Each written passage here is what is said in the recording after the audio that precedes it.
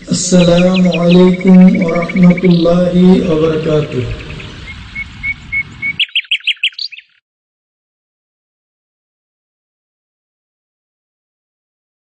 বিসমিল্লাহির রহমানির রহিম। পরম করুণাময় অসীম দয়ালু আল্লাহর নামে শুরু করছি। ইসলামিক কালচারাল সেন্টার দাম্মাম মহান আল্লাহর অশেষ রহমতে আল কোরআন এবং সহিহ হাদিসের আলোকে সঠিকভাবে ইসলাম ধর্ম শিক্ষা দেওয়ার এক অনন্য প্রতিষ্ঠান।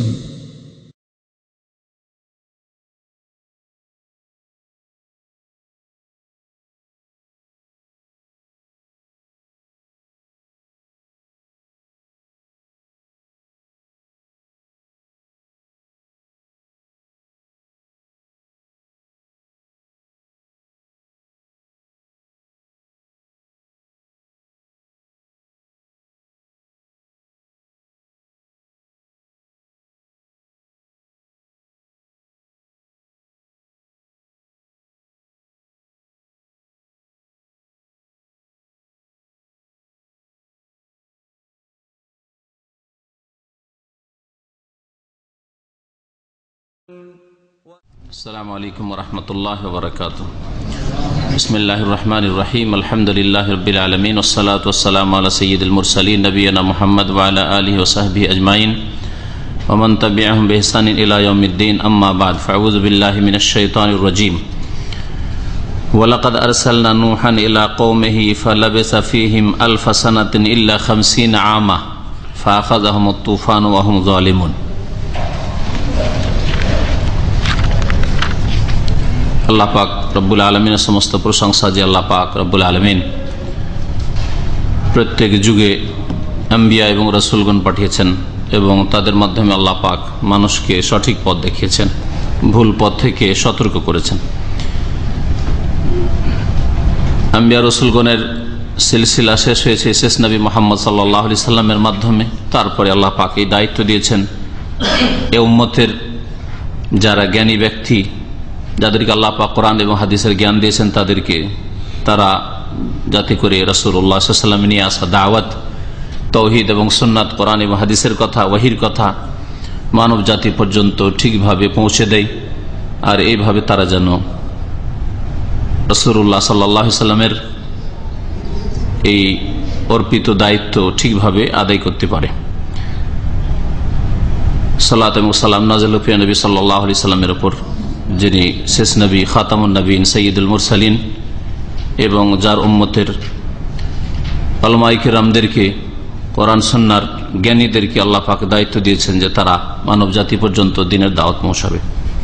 আমাদের তাফসীর হবে সূরা আল আনকাবুতের এই দ্বিতীয় পর্ব, আয়াত নম্বর 14 থেকে, যেখানে আল্লাহ পাক প্রাচীন যুগে সর্বপ্রথম রাসূল আদম আলাইহিস সালামের পরে দীর্ঘদিন ধরে মানব জাতির মধ্যে যেহেতু শিরক কুফরি ছিল না, যুগ যুগ ধরে তারা আল্লাহ পাকের তৌহিদকে প্রতিষ্ঠা করত, আল্লাহর একত্ব তাদের মধ্যে ছিল, ওয়াহদানিয়াত ছিল, মানুষ শিরকে জানত না। কিন্তু নূহ আলাইহিস সালামের পূর্ব যুগেই এ শিরকের সূচনা হয়, যখন পৃথিবীতে শিরক, মূর্তি পূজা, ব্যক্তি পূজা, নেক লোকদের পূজা এসব যখন শুরু হয়, সলেহীন ওলিয়া উলিয়ার পূজা যখন শুরু হয়, তখন আল্লাহ পাক রব্বুল আলামিন রসুল পাঠান নূহ আলাইহিস সালামকে, এবং তাকে আল্লাহ পাক দীর্ঘ সময় দিয়েছেন। এই বিষয়টিকে এখানে আল্লাহ পাক এই আয়াতে উল্লেখ করেছেন, ওয়ালাকাদ আরসালনা নূহান ইলা কওমে, আর নিঃসন্দেহে আমি আল্লাহ রসুল করে পাঠিয়েছি নূহ আলাইহিস সালামকে। আরসালনা নূহান, নূহ আলাইহিস সালামকে আমি প্রেরণ করেছি রসুল করে ইলা কওমিহি, তার জাতির উদ্দেশ্যে। ফালাবেসা ফিহিম 1000 সানাহ ইল্লা 50 আমা, অতঃপর সে তাদের মাঝে অবস্থান করেছিল 1000 বছর, ইল্লা 50 আমান, 50 বছর ব্যতীত, 50 বছর কম। আল্লাহ পাক এইভাবে ব্যক্ত করেছেন, মানে 1000ই মাত্র 50 বছর কম, অর্থাৎ 950 বছর তাদের মাঝে অবস্থান করেছিল নূহ আলাইহিস সালাম নবুয়ত রিসালাতের পরে।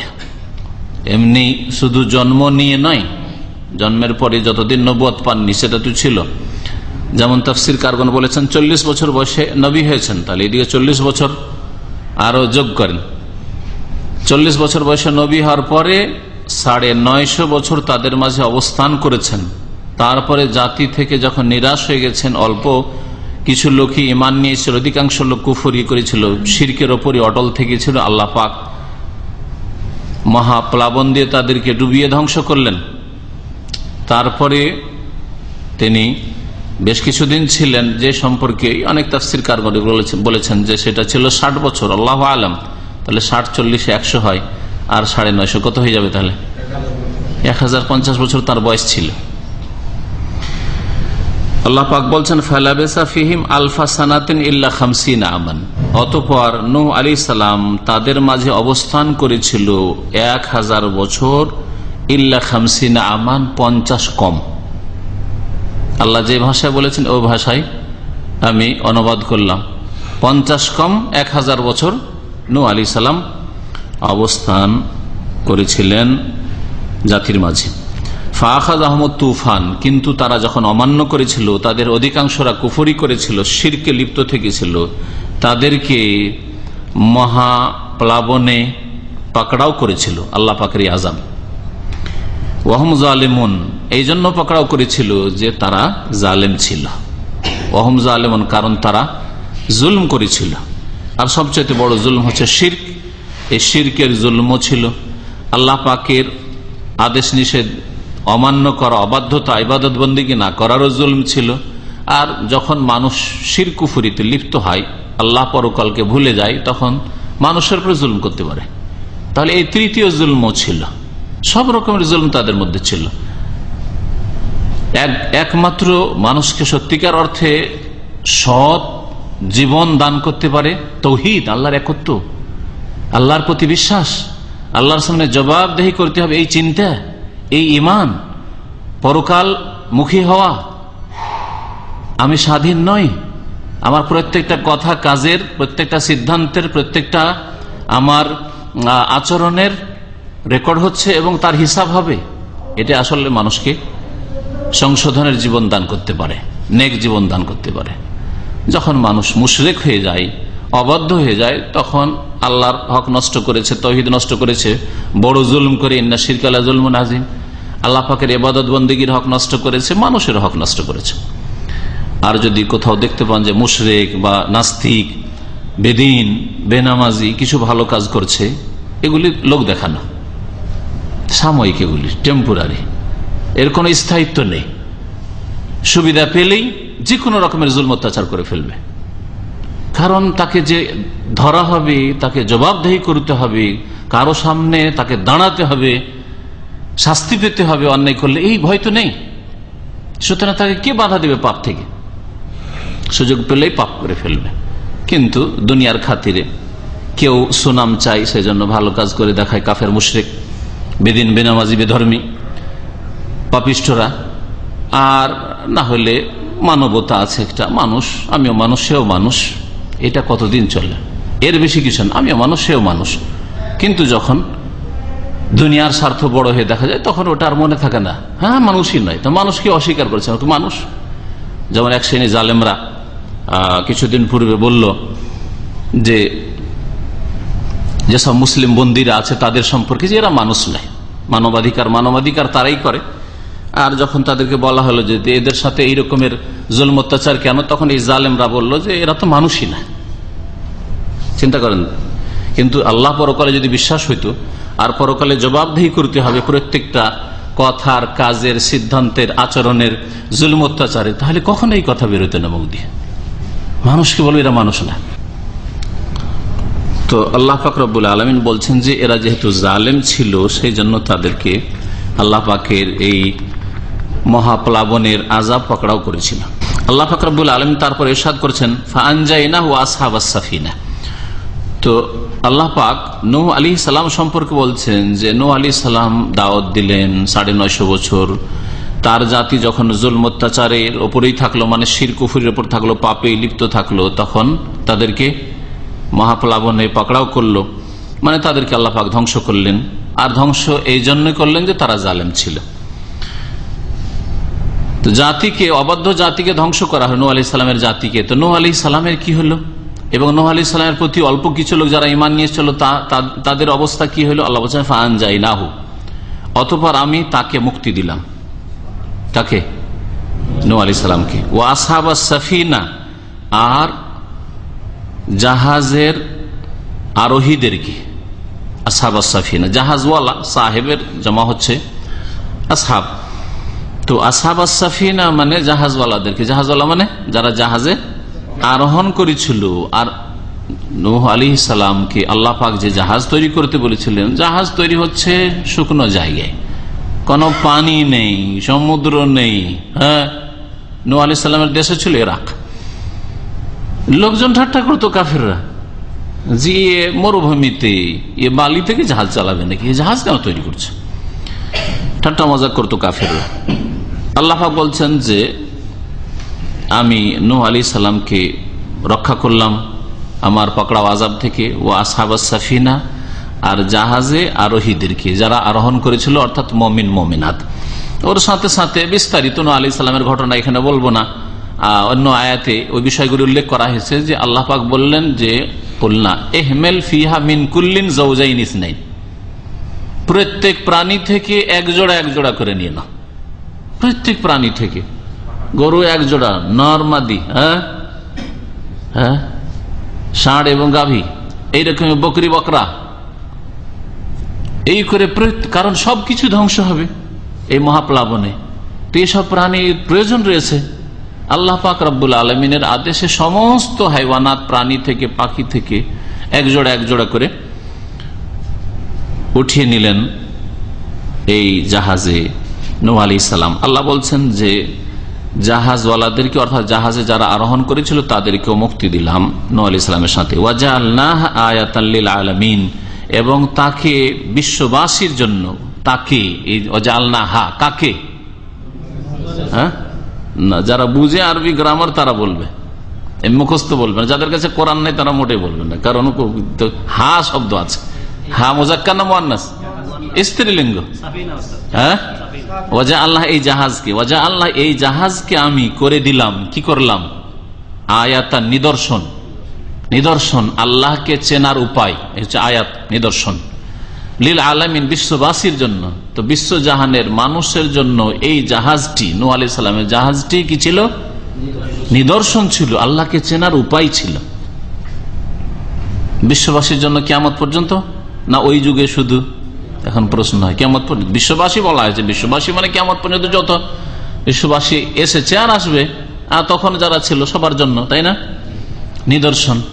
তো নূহ আলাইহিস সালামের এই জাহাজকে আল্লাহ পাক নিদর্শন করে দিলেন। এর অর্থ কি, বা এর তাফসীর কি? অর্থ মানে তেমনি যেটা তরজমা, কিন্তু এর ব্যাখ্যা কি? ওই জাহাজটাকে বোঝানো হয়েছে একটি মত, তাফসীর দুই রকম রয়েছে। একটি মত যে যেই জাহাজে নূহ আলাইহিস সালাম এবং তার সাথে মুমিনরা আরোহণ করেছিলেন, সেই জাহাজকে বোঝানো হয়েছে ওই জাহাজটি মানব জাতির জন্য বা বিশ্ববাসীর জন্য কি শিক্ষণীয় বিষয়, নিদর্শন, আল্লাহকে চেনার উপায়, যে আল্লাহ পাক আছেন এবং আল্লাহ পাকের কুদরতের বাইরে কোনো শক্তি যেতে পারে না। আল্লাহ ইচ্ছা করলে যে কোনো সীমা লঙ্ঘনকারীকে যে কোনো ভাবে পাকড়াও করতে পারেন, আল্লাহর হাত ছাড়া হইতে পারে না কেউ, ঠিক না? এসব শিক্ষণীয় বিষয়, আয়াত, নিদর্শন। তো এই জাহাজটি নিদর্শন কি করে মানব জাতির জন্য বা জিনদের জন্য, আল্লাহ পাকের সৃষ্টির জন্য। একদল তাফসীরকার বলছেন যে এই জাহাজটি কোথায় গিয়ে লেগেছিল বলতে পারেন? ওয়াস্তাওয়াত আলাল জুদি। আল্লাহ কোরআনে কারীমে এক আয়াতে বলেছেন যে এই জলজাহাজ চলতে চলতে চলতে গিয়ে কোথায় লাগলো? জুদি নামক পাহাড়ে গিয়ে লেগে গেল, যেটা বর্তমান তুরস্কে আছে। তো এই জাহাজ দীর্ঘদিন ধরে নূহ আলাইহিস সালামের পরে ছিল, দীর্ঘদিন ধরে ছিল। তো অনেক কাল ধরে ছিল, কত মানুষ এসছে, কত নবীরা এসছে, নবীর উম্মতেরা দেখেছে, শত লোক দেখেছে, অশত লোক দেখেছে। শিক্ষার বিষয় ছিল না? ছিল না। এই জাহাজ, যেই জাহাজে আল্লাহ পাক মুমিনদেরকে নাজাত দিয়েছেন, নূহ আলাইহিস সালামকে নাজাত দিয়েছেন, আর যারা ঈমান নিয়ে আসেনি, জাহাজেও চাপেননি, তাদেরকে আল্লাহ পাক ধ্বংস করেছেন। এমনকি নূহ আলাইহিস সালামের ছেলেও বাঁচতে পারেনি। শিক্ষার বিষয় কি নয়? শিক্ষার বিষয়, আয়াত, নিদর্শন। তাহলে ওই জাহাজটিকে বোঝানো হয়েছে একটা তাফসীর। আর একদল তাফসীরকার বলছেন যে না, ওই জাহাজকে বোঝানো হয়নি, কারণ কিয়ামত পর্যন্ত বিশ্ববাসীর জন্য নিদর্শন বলা হয়েছে। তাহলে ওই ধরনের জাহাজ, ধরন বোঝা হয়েছে, ওই রকমকে বোঝানো হয়েছে। আর কোরআনে কারীমের বাকভঙ্গিমাতে এইরকম একাধিক জায়গায় বলা হয়েছে, একাধিক জায়গায় বলা হয়েছে। তো কেমন করে তাহলে এই পানি জাহাজ মানুষের জন্য শিক্ষণীয় বিষয়, নিদর্শন, আল্লাহ পাকে চেনার উপায়, এটা এখন চিন্তা করুন যে পানি জাহাজ চিন্তা করুন কত ভারী, বিশাল বিশাল পানি জাহাজ, 1-2 কিলোমিটার চলে গেছে একটা জাহাজ। আর তার উপর কত বোঝায়। ফেরিগুলি তো দেখেছেন, বড় বড় পানি জাহাজ না দেখলেও বাংলাদেশের মানুষ ফেরি দেখেছেন, তাই না? ফেরিতে আমিও চড়েছি, তো ফেরি দেখেছেন। চিন্তা করেন তো কত ভারী, কতগুলি বাস চাপছে, কত তাতে লোহা আছে, কত ওজন, তারপরে পানিতে ডুবছে না, ভাসছে পানির উপর। মানুষ এর দ্বারা কত যে উপকৃত হচ্ছে। আজকে পৃথিবীতে যদি এই পানি পথে যদি মাল সামান এক দেশ থেকে এক জায়গাতে আরেক জায়গায় পৌঁছানোর ব্যবস্থা না থাকতো, তাহলে অনেক দেশের মানুষ অনাহারে মরে যেত, অনেক দেশের গাড়ি অচল হয়ে যেত। হ্যাঁ, ঠিক না? চলাফেরা বন্ধ হয়ে যেত। এগুলি আল্লাহ পাক রব্বুল আলামিন যে আছেন, আল্লাহর ওজুদ অস্তিত্ব আছে, আল্লাহ পাক একক। আল্লাহ পাক রব্বুল আলামিন মানুষকে ব্রেন বুদ্ধি দিয়েছেন। আল্লাহ পাক রব্বুল আলামিনের এই সৃষ্টি যে পানির উপর ভাসছে এত ভারী জাহাজ, এবং এই দিয়ে মানুষ কত রকমের দুনিয়ার গরজ হাসিল করছে, এগুলিতে মানুষের জন্য বা বিশ্ববাসীর জন্য কি রয়েছে? শিক্ষার বিষয় রয়েছে, আয়াতাল লিল আলামিন, এটা বোঝানো হয়েছে। তাহলে ওই জাহাজকে শুধু উদ্দেশ্য করবো জাআলনাহা, মানে এই জাহাজকে, মানে এই ধরনের জাহাজকে। ওই জাহাজটা কি না যে জাহাজে নূহ আলাইহিস সালাম আর তার উম্মতের লোকেরা চেপেছিল, না, এই রকমের যে কোনো জাহাজকে বোঝানো হয়েছে। এটা হচ্ছে দ্বিতীয় তাফসীর। দুটোই ঠিক, কারণ পরস্পর কোনো বিরোধ নেই, এটাও ঠিক ওটাও ঠিক। শিক্ষার বিষয় নূহ আলাইহিস সালাম ওই জাহাজে, আর আল্লাহকে চেনার উপায় যে কোনো পানির যে কোনো আপনার যানবাহন, ছোট্ট একটা ডিঙ্গি নৌকা থেকে শুরু করে পানিপথে যে কোনো আপনার যানবাহন দিয়ে মানুষ যে সফর করছে, সেগুলিতে আল্লাহ পাক রব্বুল আলমকে চেনার দিক রয়েছে। আল্লাহর ওয়াহদানিয়াত, আল্লাহ পাকের কুদরত, আল্লাহ পাক রব্বুল আলমিন মানুষের জন্য কত দয়াবান যে সুব্যবস্থা করেছেন, যে মানুষ আটলান্টিক পার হয়ে চলে যাচ্ছে, প্রশান্ত পার হয়ে চলে যাচ্ছে, সাগর মহাসাগর পার হয়ে কোথা থেকে কোথায় চলে আসছে। আজকে সায়েন্সের যুগে শুধু না, আগের যুগে 1000 বছর আগেও যদি মানুষ সফর করেছে না করেনি? জি হ্যাঁ। আল্লাহ পাক তারপর ইব্রাহিম আলাইহিস সালামের কথা বলছেন যে ইব্রাহিম আলাইহিস সালামকে স্মরণ করো, ইজ ক্বালা লিকওমিহি, যখন নিজ জাতিকে বললেন উবুদুল্লাহ, তোমরা আল্লাহ পাকের ইবাদত করো। আর আল্লাহর ইবাদত মানে তাওহীদ, একত্বের সাথে। এই নয় যে শিরকও করেছি, আল্লাহর ইবাদত, নামাজও পড়ছি আর কবর মাজারকে সিজদা করেছি, এটা আল্লাহ পাকের ইবাদত হলো না। এটা হচ্ছে শিরকি জীবনযাপন। আল্লাহ পাকের ইবাদত মানে আল্লাহর একত্ব প্রতিষ্ঠা করো, তাওহীদের সাথে ইবাদত করো। ওয়াত্তাকুহু, এবং তাকেই ভয় করো। যালিকুম খায়রুল লাকুম, এটা তোমাদের জন্য বড়ই কল্যাণকর। ইন কুনতুম তা'লামুন, যদি তোমরা জানো। এটা যদি জানার চেষ্টা করো, জ্ঞান অর্জন করো, তাহলে এতেই তোমাদের কল্যাণ রয়েছে। আল্লাহ পাকের ইবাদতে আর তাকওয়ার জীবন, আল্লাহকে ভয় করে জীবনযাপন করা, এতেই তোমাদের জন্য কল্যাণ রয়েছে। 10 বছর আগে যদি বলা হইতো আপনাদেরকে বা কোনো মানুষকে, কোনো দেশের মানুষকে, যেমন একটা যুগ আসবে যে মুসলিমরা মসজিদে মিউজিক বাজাবে, তো মারতো ধরে, এইসব উদ্ভট কথা কেন বলেন, বলতে না? 10 থেকে 15 বছর আগে। আর একটু পিছনে চলে যান, হ্যাঁ 20 কেন হবে? এখানে আসার পরে মোবাইল ছিল 15 বছর বলে। প্রথম মোবাইল দেখেছি 15-16 বছরে, তখন 5000-7000 টাকা করে যারা কিনেছে, সৌদি ভাইদের বন্ধুদের কাছে দেখেছি 7000 টাকা দিয়ে একজন মোবাইল আসলো। তার আগে মোবাইলের যুগে একটা গাড়ি, কার ফোন আসলো। একজন পরিচিত আমার আল কাসিমে, সে সৌদি, 7000 এলদে কার ফোন, গাড়িতে চললে ওটা ব্যবহার করতে পারবে, শুনেছেন কিনা? ওটা কিনলো প্রথম। তো যাই হোক, বেশি দিন না, আজকে থেকে 15 বছর আগে যদি কেউ বলতো যে মুসলিমরা এমন হবে যারা নিজেদের মসজিদে মিউজিক বাজাবে, তো বলতে সব উদ্ভট কথাবার্তা কোথায় পেলেন, তাই না? আর আজকে বলতে হয় না, মুসলিমরা নিজেদের মসজিদে মিউজিক বাজাচ্ছে, কোরআন হাদিসের মাহফিলে মিউজিক বাজাচ্ছে। 15 বছর আগে কোন এক হিন্দু ঢুকে বা খ্রিস্টান ঢুকে যদি মসজিদে মিউজিক বাজিয়ে দিত, তাহলে কত যে দাঙ্গা ফাসাদ হয়ে যেত আল্লাহ জানে। হ্যাঁ, একটা মিউজিকের জন্য কত যে কি করে ফেলতে মুসলিমরা, ওই মুসলিমরা নিজেরাই মিউজিক বাজাচ্ছে মসজিদে আর ইসলামের মহফিলে। আফসোস, বড় আক্ষেপের বিষয়। সুতরাং আল্লাহর রাস্তে সতর্ক হন, এই রকম টোন রাখা জায়েজ নয় কোন মুসলিমের জন্য। মসজিদে শুধু না, মসজিদেও জায়েজ নাই, ইসলামের মহফিলও জায়েজ নাই, বাড়িতেও জায়েজ নাই। কারণ যেখানে মিউজিক বাজে সেখানে রহমতের ফেরেশতা প্রবেশ করে না। যেখানে গান বাজনা হয় সেখানে রহমতের ফেরেশতা দাখিল হয় না। মাজামির শয়তান, শয়তানের বাদ্যযন্ত্র। আলহামদুলিল্লাহ, এতে অনেক টোন আছে যেটা আপনি রাখতে পারেন জায়েজ, যেটা সাধারণ টেলিফোন টোন আছে, অথবা কোনো পাখির আওয়াজ, অথবা মোরগের আওয়াজ, এমনি পানির আওয়াজ ইত্যাদি যে কোনো জিনিস রাখতে পারেন আপনি। কিন্তু এইভাবে মিউজিক বাজানো জায়েজ নাই। আপনারা যারা দিন শিখছেন তারা তো কমপক্ষে সংশোধন করেন, কিন্তু মনে হচ্ছে যে আজকালকার মুসলিম উম্মতের অধিকাংশ লোক হচ্ছে সেন্সলেস। মানে এদের অনুভূতি নেই বললেই চলে, আর না হয় থাকলেও অনুভূতি মোটা হয়ে গেছে, বেশি ঘষা লাগলে বোঝা যায় না। আর যাদের গায়ে বেশি ঘষা লাগে, একটু সামান্য লাগলে আমার গায়ে ঘষা লাগলো, ঠিক না? যেসব দেশে মহিলাদের সাথে ঘেঁষাঘেঁষি করে একসাথে কাজ করছে, একসাথে চাকরি করছে, একসাথে উঠা বসা ধাক্কা ধাক্কি, ও টের পায় না যে মহিলাই মনে হয় না, কোনো ব্যাপার না। কিন্তু সৌদি আরবে থেকে একটু যদি হয়, আর বিশেষ করে ইসলামী পরিবেশে থাকেন, হাই আস্তাগফিরুল্লাহ পড়তে হবে, আস্তাগফিরুল্লাহ, ছি আস্তাগফিরুল্লাহ আস্তাগফিরুল্লাহ, তাই না?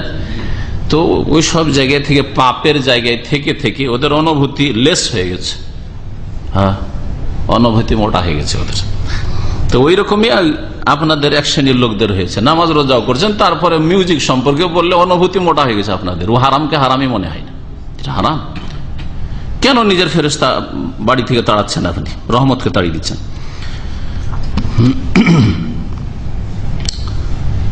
আল্লাহ পাক ইরশাদ করছে, ইন্নামা তা'বুদুনা মিন দুনিল্লাহি আওসানা ওয়া তাখলুকুনা ইফকা। এই আয়াত থেকে শুরু করে সামনে এই কয়েক আয়াতে যে শিরক সম্পর্কে আরো কিছু উপদেশমূলক কথা আছে, এগুলি আল্লাহ পাকের কথা, আল্লাহ পাকের বাণী, যে আল্লাহ পাক নিজে বলছেন। আল্লাহর বাণী তো কোরআনে কারীম আছে সেই জন্য, কিন্তু এগুলি কথা কি ইব্রাহিম আলাইহিস সালামের বক্তব্যের অন্তর্ভুক্ত? কারণ আলোচনা চলছে ইব্রাহিম আলাইহিস সালাম সম্পর্কে, তাই না? তো ইব্রাহিমের বক্তব্য আল্লাহ নকল করছেন, নাকি এখানে ইব্রাহিমের কথা স্টপ বন্ধ হয়ে যাওয়ার পরে আল্লাহ পাক নিজে বলছেন এই কথাগুলি?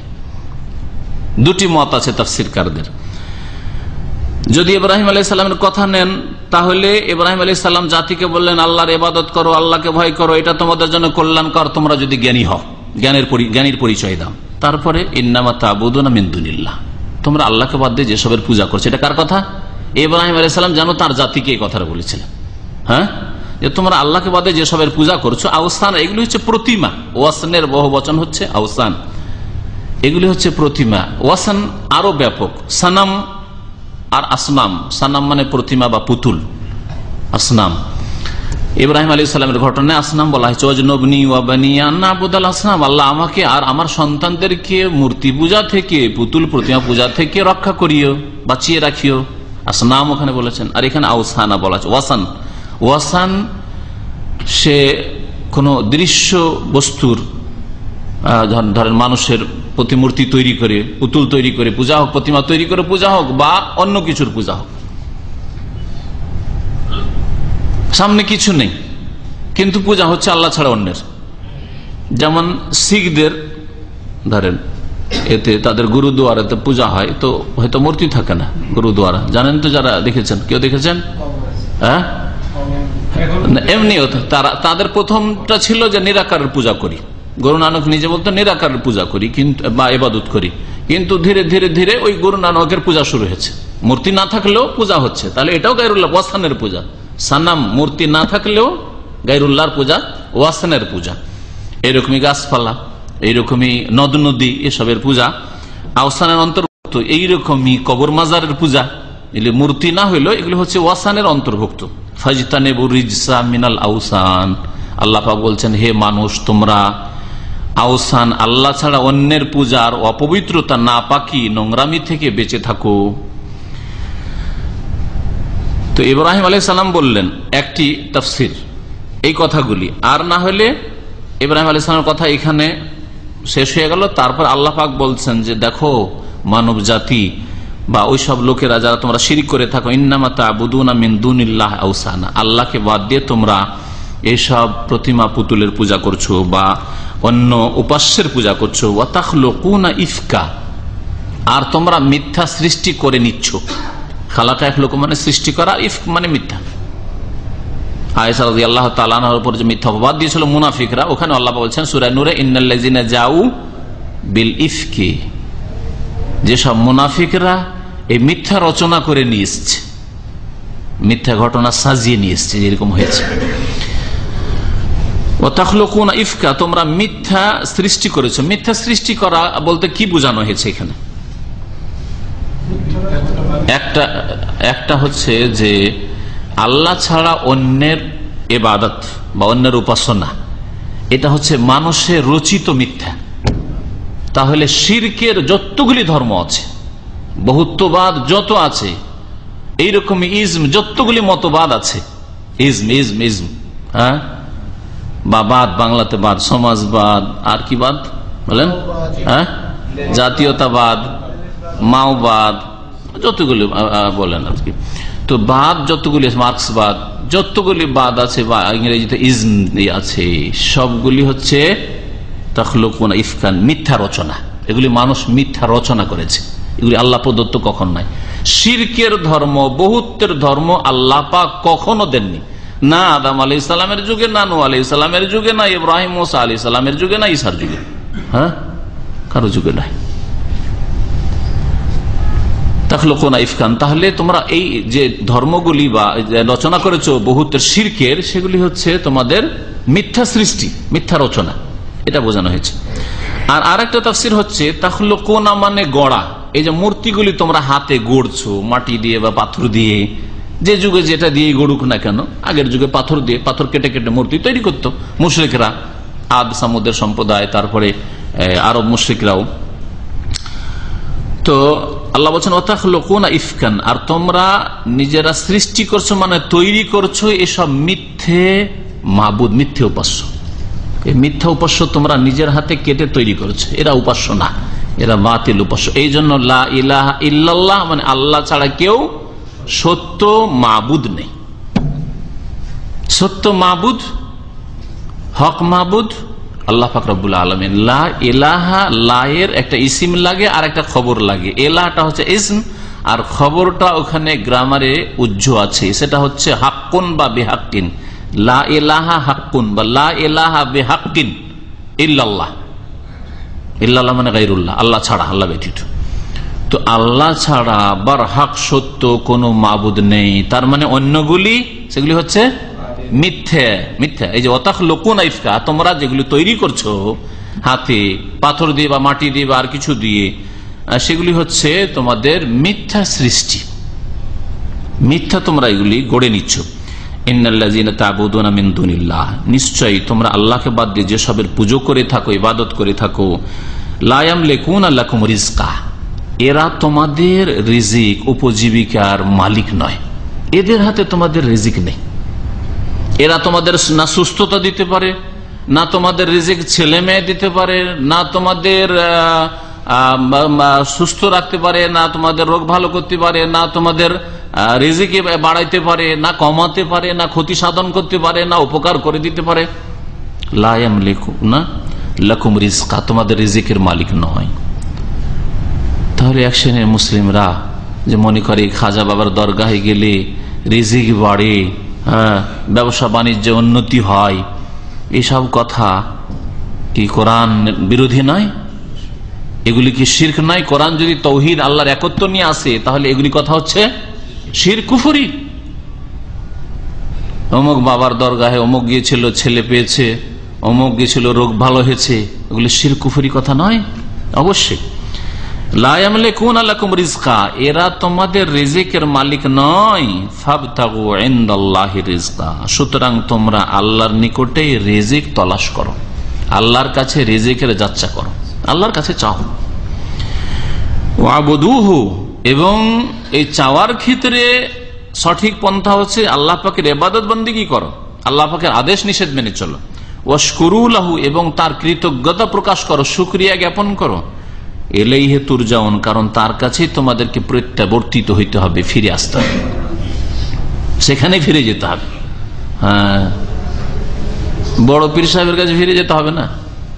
হ্যাঁ, তোমাদের হিসাব নিকাশ জিলানির কাছে হবে না, চিস্তির কাছেও হবে না, তোমাদের হিসাব নিকাশ কার কাছে হবে? ইলাইহি তুরজাউন, আল্লাহ পাকের কাছে ফিরিয়ে নিয়ে যাওয়া হবে, আর সেখানে তোমাদের জবাবদিহি করতে হবে। ওয়াইন তুকাযযিবু ফাকাদ কাযযাবা ওয়া মিন ক্বাবলিকুম, আর যদি তোমরা মিথ্যা প্রতিপন্ন করো, তোমরা যদি অস্বীকার করো, কাযযাবা মানে মিথ্যা মনে করা, সহজ ভাষায় তোমরা যদি মিথ্যা মনে করো এই তাওহীদের কথা, আম্বিয়া রাসূলগণের কথা যদি মিথ্যা মনে করো, আল্লাহ পাকের কথা, আল্লাহ পাকের এই কথা আল্লাহ পাক পেশ করছেন, অথবা ইব্রাহিম আলাইহিস সালামের কথা আল্লাহ পাক এখানে কোরআনে কারীমে বর্ণনা করছেন। তোমরা যদি মিথ্যা মনে করো, তাহলে ইব্রাহিম আলাইহিস সালাম যদি বলেন, তাহলে জাতিকে জানো বলছেন ইব্রাহিম যে তোমরা মিথ্যা মনে করছো আমার কথা, আমার দাওয়াতকে, তাওহীদের কথাকে তোমরা মিথ্যা মনে করছো। ফাকাদ কাযযাবা উমাম মিন ক্বাবলিকুম, তাহলে তোমরা কোনো নতুন কথা বলছো না, তোমাদের পূর্বে এরকম অবাধ্য মুশরিক জাতি এসেছিল। ইব্রাহিম আলাইহিস সালামের আগে আদ সামুদ জাতি, মুশরিক জাতি চলে গেছে, তারপর নূহ আলাইহিস সালামের জাতি চলে গেছে, তাদের দিকে ইঙ্গিত করা হয়েছে। এরকম বহু জাতি হইতে পারে যাদের ইতিহাস আমাদের কাছে পৌঁছেনি। ফাকাদ কাযযাবা উমামুম মিন ক্বাবলিকুম, তোমাদের পূর্বে বহু জাতি এইরকমই মিথ্যা মনে করেছে, বাবা স্বীকার করেছে। আর রাসূলের কাজ শোনো, আমা আলা রাসূল ইল্লাল বালাগুল মুবিন, আর রাসূলের কোনো দায়িত্ব নেই। রাসূল তোমাদের সাথে তোমাদের আযাবে শাস্তিতে শরীক হবে না, আর রাসূল তোমাদের বল প্রয়োগ করার ক্ষমতাও রাখে না, আর এই দায়িত্ব আল্লাহ পাক দেন। আমা আলা রাসূল, রাসূলের দায়িত্ব কিছু নয়, মা নাফিয়া, ইল্লা তবে কি দায়িত্ব? আল বালাগুল মুবিন, সুস্পষ্ট রূপে পৌঁছিয়ে দেওয়া, স্পষ্ট ক্লিয়ার করে তাওহীদের কথা আর তার বিপরীত শিরক, সুন্নতের কথা আর তার বিপরীত বিদআত, হ্যাঁ, ইবাদতের কথা, আল্লাহ পাকের ইবাদত আর আল্লাহ পাকের বিরুদ্ধাচরণ না করা, এই বিষয়গুলিকে স্পষ্ট করে পৌঁছে দেওয়া। ঈমানের যে বুনিয়াদী বিষয়গুলি, আল্লাহ পরকালে বিশ্বাস, রিসালাতে বিশ্বাস, আল্লাহ পাকের বিধান কোরআন কারীমে বিশ্বাস, স্পষ্ট ভাবে পৌঁছে দেওয়াই হচ্ছে একমাত্র রাসূলের দায়িত্ব। ওমা আলা রাসূল ইল্লাল বালাগুল মুবিন, আমি ইব্রাহিম রাসূল স্পষ্ট করে তোমাদেরকে পৌঁছে দিচ্ছি। অথবা আল্লাহ পাক বলছেন যে যুগে যুগে আমি রাসূল পাঠিয়েছি, রাসূলের দায়িত্ব হচ্ছে স্পষ্ট হয়ে তোমাদের কাছে পৌঁছে দাও, তারা এই দায়িত্ব সুন্দরভাবে পালন করবে আর করেছে। আওয়ালাম ইয়ারাউ কাইফা ইউবদিউল্লাহুল খালকা সুম্মা ইউঈদুহু, এখান থেকে আল্লাহ পাক রব্বুল আলামিন তার কিছু কুদরত, ক্ষমতার কথা উল্লেখ করে বলছেন। আওয়ালাম ইয়ারাউ, মানব জাতি কি চিন্তা করে দেখে না, অন্তর্দৃষ্টিতে দেখে না, কাইফা ইউবদিউল্লাহুল খালকা, কিভাবে আল্লাহ পাক সৃষ্টির সূচনা করেছেন বা প্রথম সৃষ্টি করেছেন। আবদা ইউবদিউ, প্রথম আল্লাহ পাক কেমন ভাবে সৃষ্টি করেছেন, প্রথম মানুষ, প্রথম জিন, প্রথম মালায়েকা, প্রথম যে কোনো প্রাণী, পশু পাখি, আল্লাহ পাক কিভাবে সৃষ্টি করেছেন। সুম্মা ইউঈদুহু, অতঃপর পুনরায় সৃষ্টি করবেন। সুম্মা ইউঈদুহু, আবার ফিরিয়ে, আদা ইউঈদু মানে ফিরিয়ে আনবেন, আবার ফিরিয়ে নিয়ে আসবেন, মরে যাওয়ার পরে আবার আল্লাহ পাক ফিরিয়ে নিয়ে আসবেন, কিয়ামতের মাঠে হাজির করবেন আল্লাহ পাক। সুম্মা ইউঈদুহু, এটাই হচ্ছে একজন মুমিন বিশ্বাসীর ঈমান, যে আল্লাহ পাক আমাদেরকে এই কর্মক্ষেত্রে সৃষ্টি করেছেন, আমাদের মত হবে, তারপরে দীর্ঘকাল পরে বা কিছুকাল পরে, কারো জন্য দীর্ঘকাল, কারো জন্য কিছুকাল, যারা কিয়ামতের কাছাকাছি মরবে কিছুকাল পরে আল্লাহ পাক পুনরায় উঠাবেন। সুম্মা ইউঈদুহু, মিনহা খালাকনাকুম, মাটি দিয়ে তোমাদেরকে সৃষ্টি করেছি, ওয়া ফিহা নুঈদুকুম, আর এই মাটিতেই তোমাদেরকে ফিরিয়ে দেব, মানে তোমাদের মরণ হবে আর মাটিতে মিশে যাবে। ওয়া মিনহা নুখরিজুকুম, আর এই মাটি থেকে তোমাদেরকে বের করে নিয়ে আসবো, তারাতান উখরা, পুনরায়। আল্লাহ পাক বলছেন যে আল্লাহ পাক মানুষকে প্রথমবার সৃষ্টি করেছেন বা সৃষ্টি জগৎকে, অতঃপর আল্লাহ ফিরিয়ে নিয়ে আসে। বিশেষ করে যেই সৃষ্টিকে আল্লাহ পাক শরীয়তের দায়িত্ব দিয়েছেন তা হচ্ছে মানুষ এবং জিন, পুনরায় আল্লাহ পাক তাদেরকে উঠাবেন। এমনকি বলতে পারেন যে পশু প্রাণী সম্পর্কেও হাদিস রয়েছে যে কিয়ামতের দিনে তাদেরকেও জীবিত করা হবে, তাদের কেসাসের জন্য।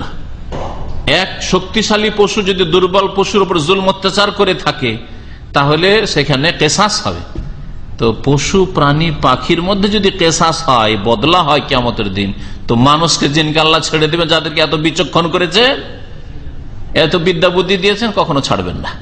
বদলা সেই দিন দিতে হবে, আর সেই দিন বদলায় টাকা পয়সা থাকবে না, সুতরাং নেকি দিয়ে পরিশোধ করতে হবে।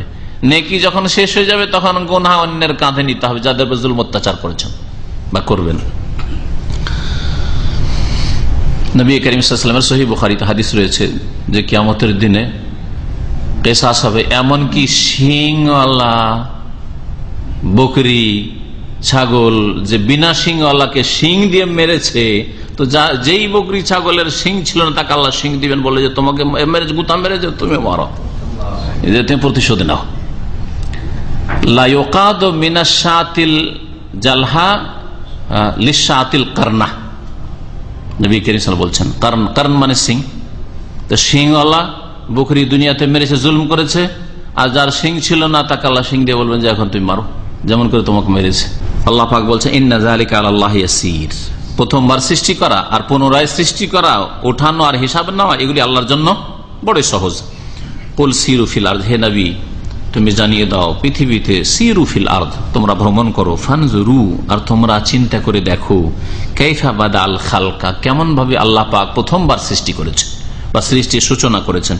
সুম্মা আল্লাহু ইউনশিউ নাশআতাল আখিরা, অতঃপর আল্লাহ পাক শেষবারও সৃষ্টি করবেন। পৃথিবীতে ঘুরেন আর দেখেন এক একটা দৃশ্য, এক একটা পাহাড়, এক একটা জঙ্গল, এক একটা গাছ, আর এক একটা মাছ, সুবহানাল্লাহ, এক একটা প্রাণী, কেমন ভাবে আল্লাহ পাক সৃষ্টি করেছেন। সৃষ্টিকুলের ডানে বামে যেখানে ঘুরেন আপনি এই দৃষ্টিভঙ্গি নিয়ে দেখেন যে আল্লাহ পাক কিভাবে সৃষ্টি করেছেন, সুবহানাল্লাহ। মানুষকে দেখেন, শুধু সারা পৃথিবীর মানুষ এতদিন ধরে দেখলেন, 50-60 বছর ধরে দেখে আসছেন, কারো চেহারার সাথে কারো মিল হয় না, সুবহানাল্লাহ। কেমন করে আল্লাহ পাক প্রথমবার, কাইফা বাদাল খালকা, প্রথমবার আল্লাহ পাক কেমন করে সৃষ্টি করেছেন। আওয়াজও একরকম হয়ে যায় না, সামান্য পার্থক্য অবশ্যই পাবেন। যমজ হইলেও, ভাই ভাই হইলো, ভাই বোন হইলেও পার্থক্য আছে না নেই? সুবহানাল্লাহ। চেহারাতেও পার্থক্য, কথাতে পার্থক্য। যদি একই রকম হয়ে যেত তো আমাদের কত যে সমস্যা দাঁড়াতো আল্লাহ পাক জানে, তাই না? অতঃপর আল্লাহ পাক শেষবারও সৃষ্টি করবে। আন-নাশআ মানে সৃষ্টি, আর আখিরা মানে শেষবার আল্লাহ পাক সৃষ্টি করবেন, মানে কিয়ামতের দিনে আল্লাহ পাক যখন উঠাবেন মাটি থেকে, কবর থেকে, আল্লাহ পাক সৃষ্টি করবেন। ইন্নাল্লাহা আলা কুল্লি শাইইন কাদির, সে আল্লাহ পাক সবকিছুর উপর ক্ষমতাবান। আল্লাহ পাক কিয়ামতের দিনে কি করবেন? ইউআযিবু মান ইয়াশা, যাকে ইচ্ছা আল্লাহ পাক শাস্তি দেবেন পাপের জন্য। ওয়া ইয়ারহামু মান ইয়াশা, আর যার উপর আল্লাহ পাক চাইবেন রহম করবেন, দয়া করবেন। ওয়া ইলাইহি তুকলাবুন, আর তার কাছেই তোমাদেরকে ফিরে আসতে হবে।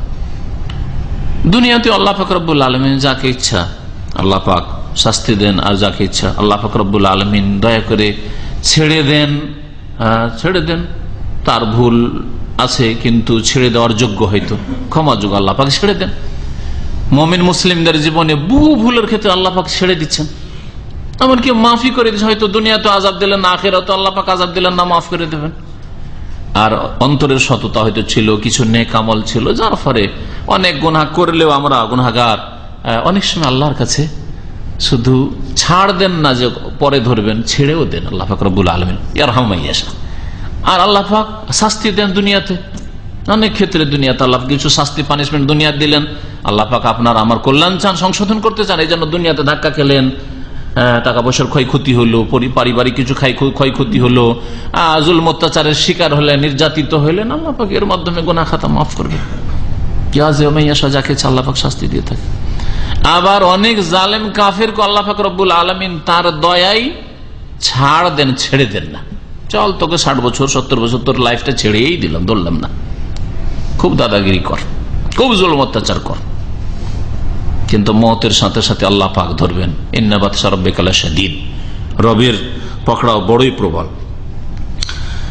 আল্লাহ পাক তাই ইরশাদ করছেন যে যাকে ইচ্ছা আল্লাহ পাক শাস্তি দিয়ে থাকেন, যার উপর ইচ্ছা আল্লাহ পাক রহম করে থাকেন, তার কাছে ফিরে আসতে হবে তোমাদেরকে। ওমা আনতুম বিমুজিজিনা ফিল আরদি ওয়ালা ফিস সামা, আর হে মানব জাতি তোমরা পৃথিবীতে বা আকাশে আল্লাহকে মুজিজিন মানে কি বলতে পারেন? হ্যাঁ, হারাতে পারবে না। আল্লাহকে কখনো হারাতে পারবে না। দুনিয়ার বড় বড় শক্তিকে হারিয়ে দিচ্ছেন, খুঁজেই পায় না। হ্যাঁ, এমন এমন জঙ্গলে সন্ত্রাসী ডাকাতরা ঢুকে আছে যে খুঁজেই পায় না প্রশাসন। হ্যাঁ, হারিয়ে দিয়েছে, সরকারকে হারিয়ে দিয়েছে, হ্যাঁ, সেনাবাহিনীকে হারিয়ে দিয়েছে, অল্প কিছু লোকে। আল্লাহ পাক রব্বুল আলামিনকে হারাতে পারবে না। আজাজা এজাজ মানে হারিয়ে দেওয়া, ব্যর্থ করা, এগুলি অর্থ করতে পারে, অপারগ করে দেওয়া। ওমা আনতুম বিমুজিজিনা ফিল আরদি, আর তোমরা হারিয়ে দিতে পারবে না, অপারগ করে দিতে পারবে না, ব্যর্থ করতে পারবে না কাকে? আল্লাহকে। মুজিজিন আল্লাহ, আল্লাহকে। ফিল আরদি ওয়ালা ফিস সামা, না পৃথিবীতে না আকাশে। আকাশে যেসব আল্লাহ পাকের সৃষ্টি আছে, আল্লাহ পাকের ক্ষমতার বাইরে যাওয়ার কোন ক্ষমতা নেই। জিবরাইল, মিকাইল, ইসরাফিল এত শক্তিশালী হইলেও আল্লাহকে হারাতে পারবে না। ওই রকমই পৃথিবীতেও। ওমা লাকুম মিন দুনিল্লাহি মিন ওয়ালি ওয়ালা নাসির, আর তোমাদের জন্য আল্লাহ ছাড়া না কোনো পৃষ্ঠপোষক রয়েছে, বন্ধু রয়েছে, ওয়ালা নাসির, আর না কোনো সাহায্যকারী রয়েছে যে আল্লাহর কবল থেকে, আল্লাহ পাকের আযাব থেকে তোমাদেরকে রক্ষা করতে পারে। ওয়াল্লাযীনা কাফারু বিআয়াতিল্লাহি ওয়া লিকাইহি, আর যারা আল্লাহর আয়াতকে অস্বীকার করে, আল্লাহ পাকের বিধান, কোরআনে কারীমের বিধিবিধান অথবা রাসূলুল্লাহ সাল্লাল্লাহু আলাইহি সাল্লামের হাদিসের বিধিবিধান সবগুলি আয়াতের মধ্যে শামিল। আয়াত মানে এখানে আল্লাহ পাকের বিধান। আল্লাহ পাকের বিধানকে অস্বীকার করে, ওয়া লিকাইহি, এবং তার সাক্ষাৎকে অস্বীকার করে। একদিন মওত হবে, আল্লাহর সামনে হাজিরা দিতে হবে, হিসাব হবে, জবাবদেহি করতে হবে, এসব বিশ্বাস করে না। এসব মধ্যযুগীয় কথা। হ্যাঁ, এইসব কথা মুল্লাদের কথা। যারা এইরকম কাফির, আল্লাহ পাক তাদের সম্পর্কে বলছেন, উলাইকা ইয়াইসু মিন রাহমাতি, এরাই তো আমার রহমত থেকে নিরাশ। এরা কোনো আশা যেন না রাখে যে আখিরাতে কিছু পাবো। জনকল্যাণমূলক কাজ করেছি, হ্যাঁ, দেশের রাস্তাঘাট তৈরি করে দিয়েছি, ব্রিজ তৈরি করে দিয়েছি, হ্যাঁ, আর দেশের অনেক লোকের ভালাই করেছি, চাকরি দিয়েছি, অনেক কিছু সেবা করেছি, সেই জন্য কিছু পাবো। আল্লাহ বলছেন উলাইকা ইয়াইসু মিন রাহমাতি, যারা আল্লাহর বিধানকে অস্বীকার করে, কোরআন হাদিসকে, ওহীর বিধানকে অস্বীকার করে, যারা পরকালের আল্লাহর সাক্ষাৎকে অস্বীকার করে, তারা আমার রহমত থেকে নিরাশ। কোনো আশা নেই তাদের আল্লাহ পাকের রহমত। এটা হচ্ছে আখিরাতের রহমতের কথা। এটা হচ্ছে আখিরাতের রহমতের কথা, দুনিয়ার রহমত না। দুনিয়ার রহমত তাদেরকে আল্লাহ পাক দিয়েছেন, এই জন্য তো দুনিয়াতে তারা সুখে আছে। যদিও তাদের অশান্তির শেষ নেই, কিন্তু বাহ্যিক দৃষ্টিতে আমরা দেখছি যে অনেক ক্ষেত্রে সুখে আছে। কি জন্য? আল্লাহ পাকের আর একটা বিধান দুনিয়ার ক্ষেত্রে, ওয়া রাহমাতি ওয়াসিআত কুল্লা শাই, আমার রহমত প্রত্যেকটি বস্তুকে শামিল। দুনিয়াতে আল্লাহ পাকের রহমত সবকিছুকে পরিব্যাপ্ত, সবকিছুকে শামিল রয়েছে, সবাইকে আল্লাহ পাক দিচ্ছেন দুনিয়ার রহমত। কিন্তু আখিরাতের রহমত মুমিনদের জন্য। আর যারা কাফারু বিআয়াতিল্লাহি ওয়া লিকাইহি, তারা আল্লাহর এই রহমত, আখিরাতের রহমত থেকে নিরাশ। ওয়া উলাইকা লাহুম আযাবুন আলীম, এবং তাদের জন্য রয়েছে বড়ই যন্ত্রণাদায়ক শাস্তি। আযাবুন আলীম, আলাম মানে হচ্ছে ব্যথা, যন্ত্রণা। আলাম মানে আজকাল এখানে ব্যবহার হচ্ছে, তাই না? কোন জায়গায় পেন হচ্ছে, পেনকে কি বলবেন? যে আরবি ডাক্তার হইলে আলাম, অর্ধেক আরবি অর্ধেক বাংলা দিয়ে কিছু লোক যে ডাক্তারকে বুঝায়। হ্যাঁ, আলাম, আলাম থেকে আলিম। আলিম মানে হচ্ছে মুলিম, যন্ত্রণাদায়ক, মুলিম। আল্লাহ পাক রব্বুল আলামিন তারপর ইরশাদ করছেন ইব্রাহিম আলাইহিস সালাম সম্পর্কে। তাহলে এই এতগুলি বক্তব্য হয় ইব্রাহিম আলাইহিস সালামের কথা সবগুলি, আর নয় আল্লাহ পাকের কথা মাঝখানে হলে। এখন ইব্রাহিম আলাইহিস সালামের কথা আবার শুরু হচ্ছে। মাঝখানে অন্য কথা যদি আসে, ওটাকে আরবি গ্রামারে বলা হয় জুমলায় মুতারাজা। প্রথম আলোচনা চলছিল নামাজের, আর তারপর মধ্যখানে চলে আসলো হজের আলোচনা বা অন্য কোনো পারিবারিক প্রশ্ন উত্তর, আর তারপরে আবার ওই আলোচনা আমরা ফিরে আসলাম জুমলায় মুতারাজা মাঝখানে। তো এটাও হইতে পারে যে মধ্যখানে আল্লাহ পাকের কথা আল্লাহ পাক পেশ করার পরে এখন আবার ইব্রাহিম আলাইহিস সালামের কথা এখানে তুলে ধরেছেন। ফামা কানা জাওয়াবা কওমিহি ইল্লা আন ক্বালু উকতুলুহু আও হাররিকুহু। তো বলছেন আল্লাহ পাক রব্বুল আলামিন যে ইব্রাহিম আলাইহিস সালাম যখন তাওহীদের দাওয়াত দিলেন, আল্লাহর ইবাদত করো, আল্লাহকে ভয় করো, তাই না, এটাই তোমাদের জন্য কল্যাণকর হবে, তোমরা এই সব রচনা কেন করেছো, এই শিরক রচনা করেছো, এগুলো তোমাদের মন গড়া কাজ। তখন তার জাতি, এমনকি তার পিতা আজার, বংশধর, দেশবাসী কি বলে? ফামা কানা জাওয়াবা কওমিহি, তার সম্প্রদায়ের জবাব আর কিছু ছিল না এই কথা বলা ছাড়া। মানে এই একটাই কথা তাদের ছিল কি, ইল্লান কালু, যে তারা বলেছিল উখতুলুহু, ইব্রাহিমকে খুন করো তো, মারো তো, আও হাররিকুহু, অথবা একে পুড়িয়ে দাও, জ্বালিয়ে দাও তো, একে রাখা যাবে না, হয় মারো একে খুন করো, না হলে জ্বালাও একে রাখা যাবে না। এই ছিল জবাব মুশরিক জাতির। যারা ভুল পথে থাকে তাদের দলিল, এই জন্য উলামায়ে কেরামরা বলেছেন 5 নম্বর দলিল। 5 নম্বর বুঝেন? 5 নম্বর বুঝেন না? কোরআন হাদিসের দলিল সম্পর্কে ফুকাহারা বলেছে যে ইসলামের দলিল হচ্ছে 4টি। প্রথম হচ্ছে কোরআন কারীম। ইসলামের দলিল, বিধি বিধানের দলিল খুঁজতে হবে কোথায়? আল কোরআনে। কোরআনে যদি না পান তো কোথায় খুঁজবেন? রাসূলুল্লাহ সাল্লাল্লাহু আলাইহি ওয়াসাল্লাম হাদিসে। এমন বিষয় যে বিষয়ে কোরআনে কোনো স্পষ্ট কিছু পাচ্ছেন না, রাসূলের হাদিসে স্পষ্ট পাচ্ছে না, তাহলে দিন তো অসম্পূর্ণ নয়, আছে কিছু। তাহলে দেখতে হবে যে উম্মতের উলামায়ে কেরামের এই ক্ষেত্রে কোন ইজমা আছে কিনা। হ্যাঁ, তৃতীয় হচ্ছে ইজমা,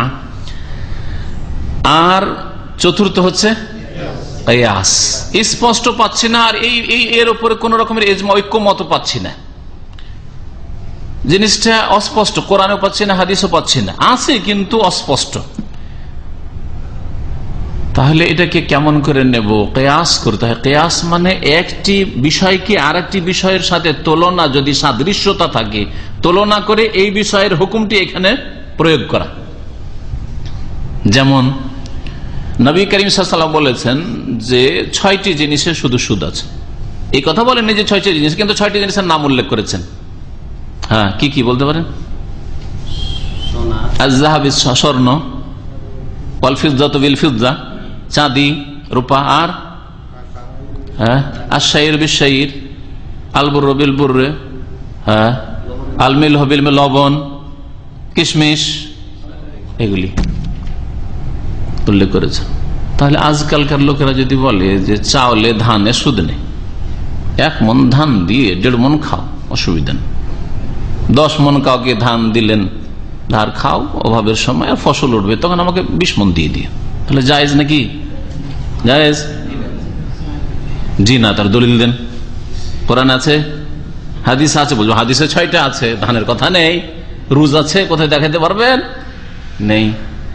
ইজমা, উলামায়ে কেরামদের ঐক্যমত, তাও পাচ্ছি না। তখন 4 নম্বর খুঁজতে হবে, এর নাম কিয়াস। আর এটা হচ্ছে ইজমা। ইজমা মানে এই নয় যে আমরা মন গড়া ধরে নিচ্ছি মজাব মানা ফরজ, ইজমা হয়ে গেছে। কোথায় ইজমা হয়েছে? দেখাও দেখি যে কোথায় ইজমাটা হয়েছে। ইশার মাযহাবের একটা মানা ফরজ। তো কিছু ইজমার ক্ষেত্রে বিভ্রান্তকর এক শ্রেণীর আলেমরা, এটা একটা গোমরাহি তাদের। কিন্তু ইজমা আপন জায়গায় ঠিক আছে, যদি কোনো মাসলায় ঐক্যমত থাকে। যেমন আবু বকর সিদ্দিক রাদিয়াল্লাহু তাআলা প্রথম খলিফা, এর উপর সাহাবায়ে কেরামদের কি হয়েছে? ইজমা হয়েছে। যদি কেউ অস্বীকার করে আবু বকরের খেলাফতকে, যেমন শিয়া রাফেজিরা, তাহলে তারা গোমরাহ পথভ্রষ্ট। কথা বুঝলেন? ওমর রাদিয়াল্লাহু খেলাফতের উপর সাহাবায়ে কেরামদের ইজমা হয়েছে, এগুলো ইজমা। কোরআন স্পষ্ট আছে আবু বকর ওমরের খেলাফতের কথা, রাসূলের হাদিসে স্পষ্ট আছে, ইশারা ইঙ্গিত অবশ্যই আছে। হ্যাঁ, শুধু আইম্মাতুল মিন কুরাইশ না, নবী করিম সাল্লাল্লাহু আলাইহি ওয়াসাল্লাম নামাজ পড়াইতে বলেছেন, যাও আবু বকরকে নামাজ পড়াইতে বলো, যখন তিনি না থেকেছেন বা অসুস্থ থেকেছেন, শেষ সময়, বলেন নাই? এইরকমই আরো দলিল আছে, এইরকম অনেকগুলি দলিল আছে। তার মধ্যে একজন মহিলা এসে, ইয়া রাসূলুল্লাহ, আপনাকে এসে যদি না পাই তো কাকে মাসলা জিজ্ঞেস করব? কি বলেছিলেন? এতে আবু বকরের কাছে যে। তাহলে অস্পষ্ট দলিল আছে, কিন্তু সেগুলি যদি কেউ বলে না যথেষ্ট নয় খেলাফতের জন্য, ইজমা আছে। কিন্তু এইরকম ইজমা দেখান যে 4 মাযহাবের একটা মানা ফরজ, এর ইজমা আছে দেখান দিই না, কখনো ইজমা হয়নি। সর্বযুগে কোরআন এবং হাদিস সরাসরি মান্যওয়ালা লোকেরা থেকেছে। কিয়াস, হ্যাঁ কিয়াস আছে। ইজমা কিয়াস অস্বীকার কোরআন হাদিসের আলেম করে না, কিন্তু বিদাতীরা ইজমা কিয়াসের অপব্যবহার করে, অপব্যাখ্যা করে। যেখানে ব্যবহার নেই তার ব্যবহার করে, আর যে ব্যাখ্যা সেই ব্যাখ্যা না করেও ভুল ব্যাখ্যা করে। বুঝলেন? কিয়াস এবারে এইরকম অনেক মাসলার ক্ষেত্রে হইতে পারে। কি বললাম?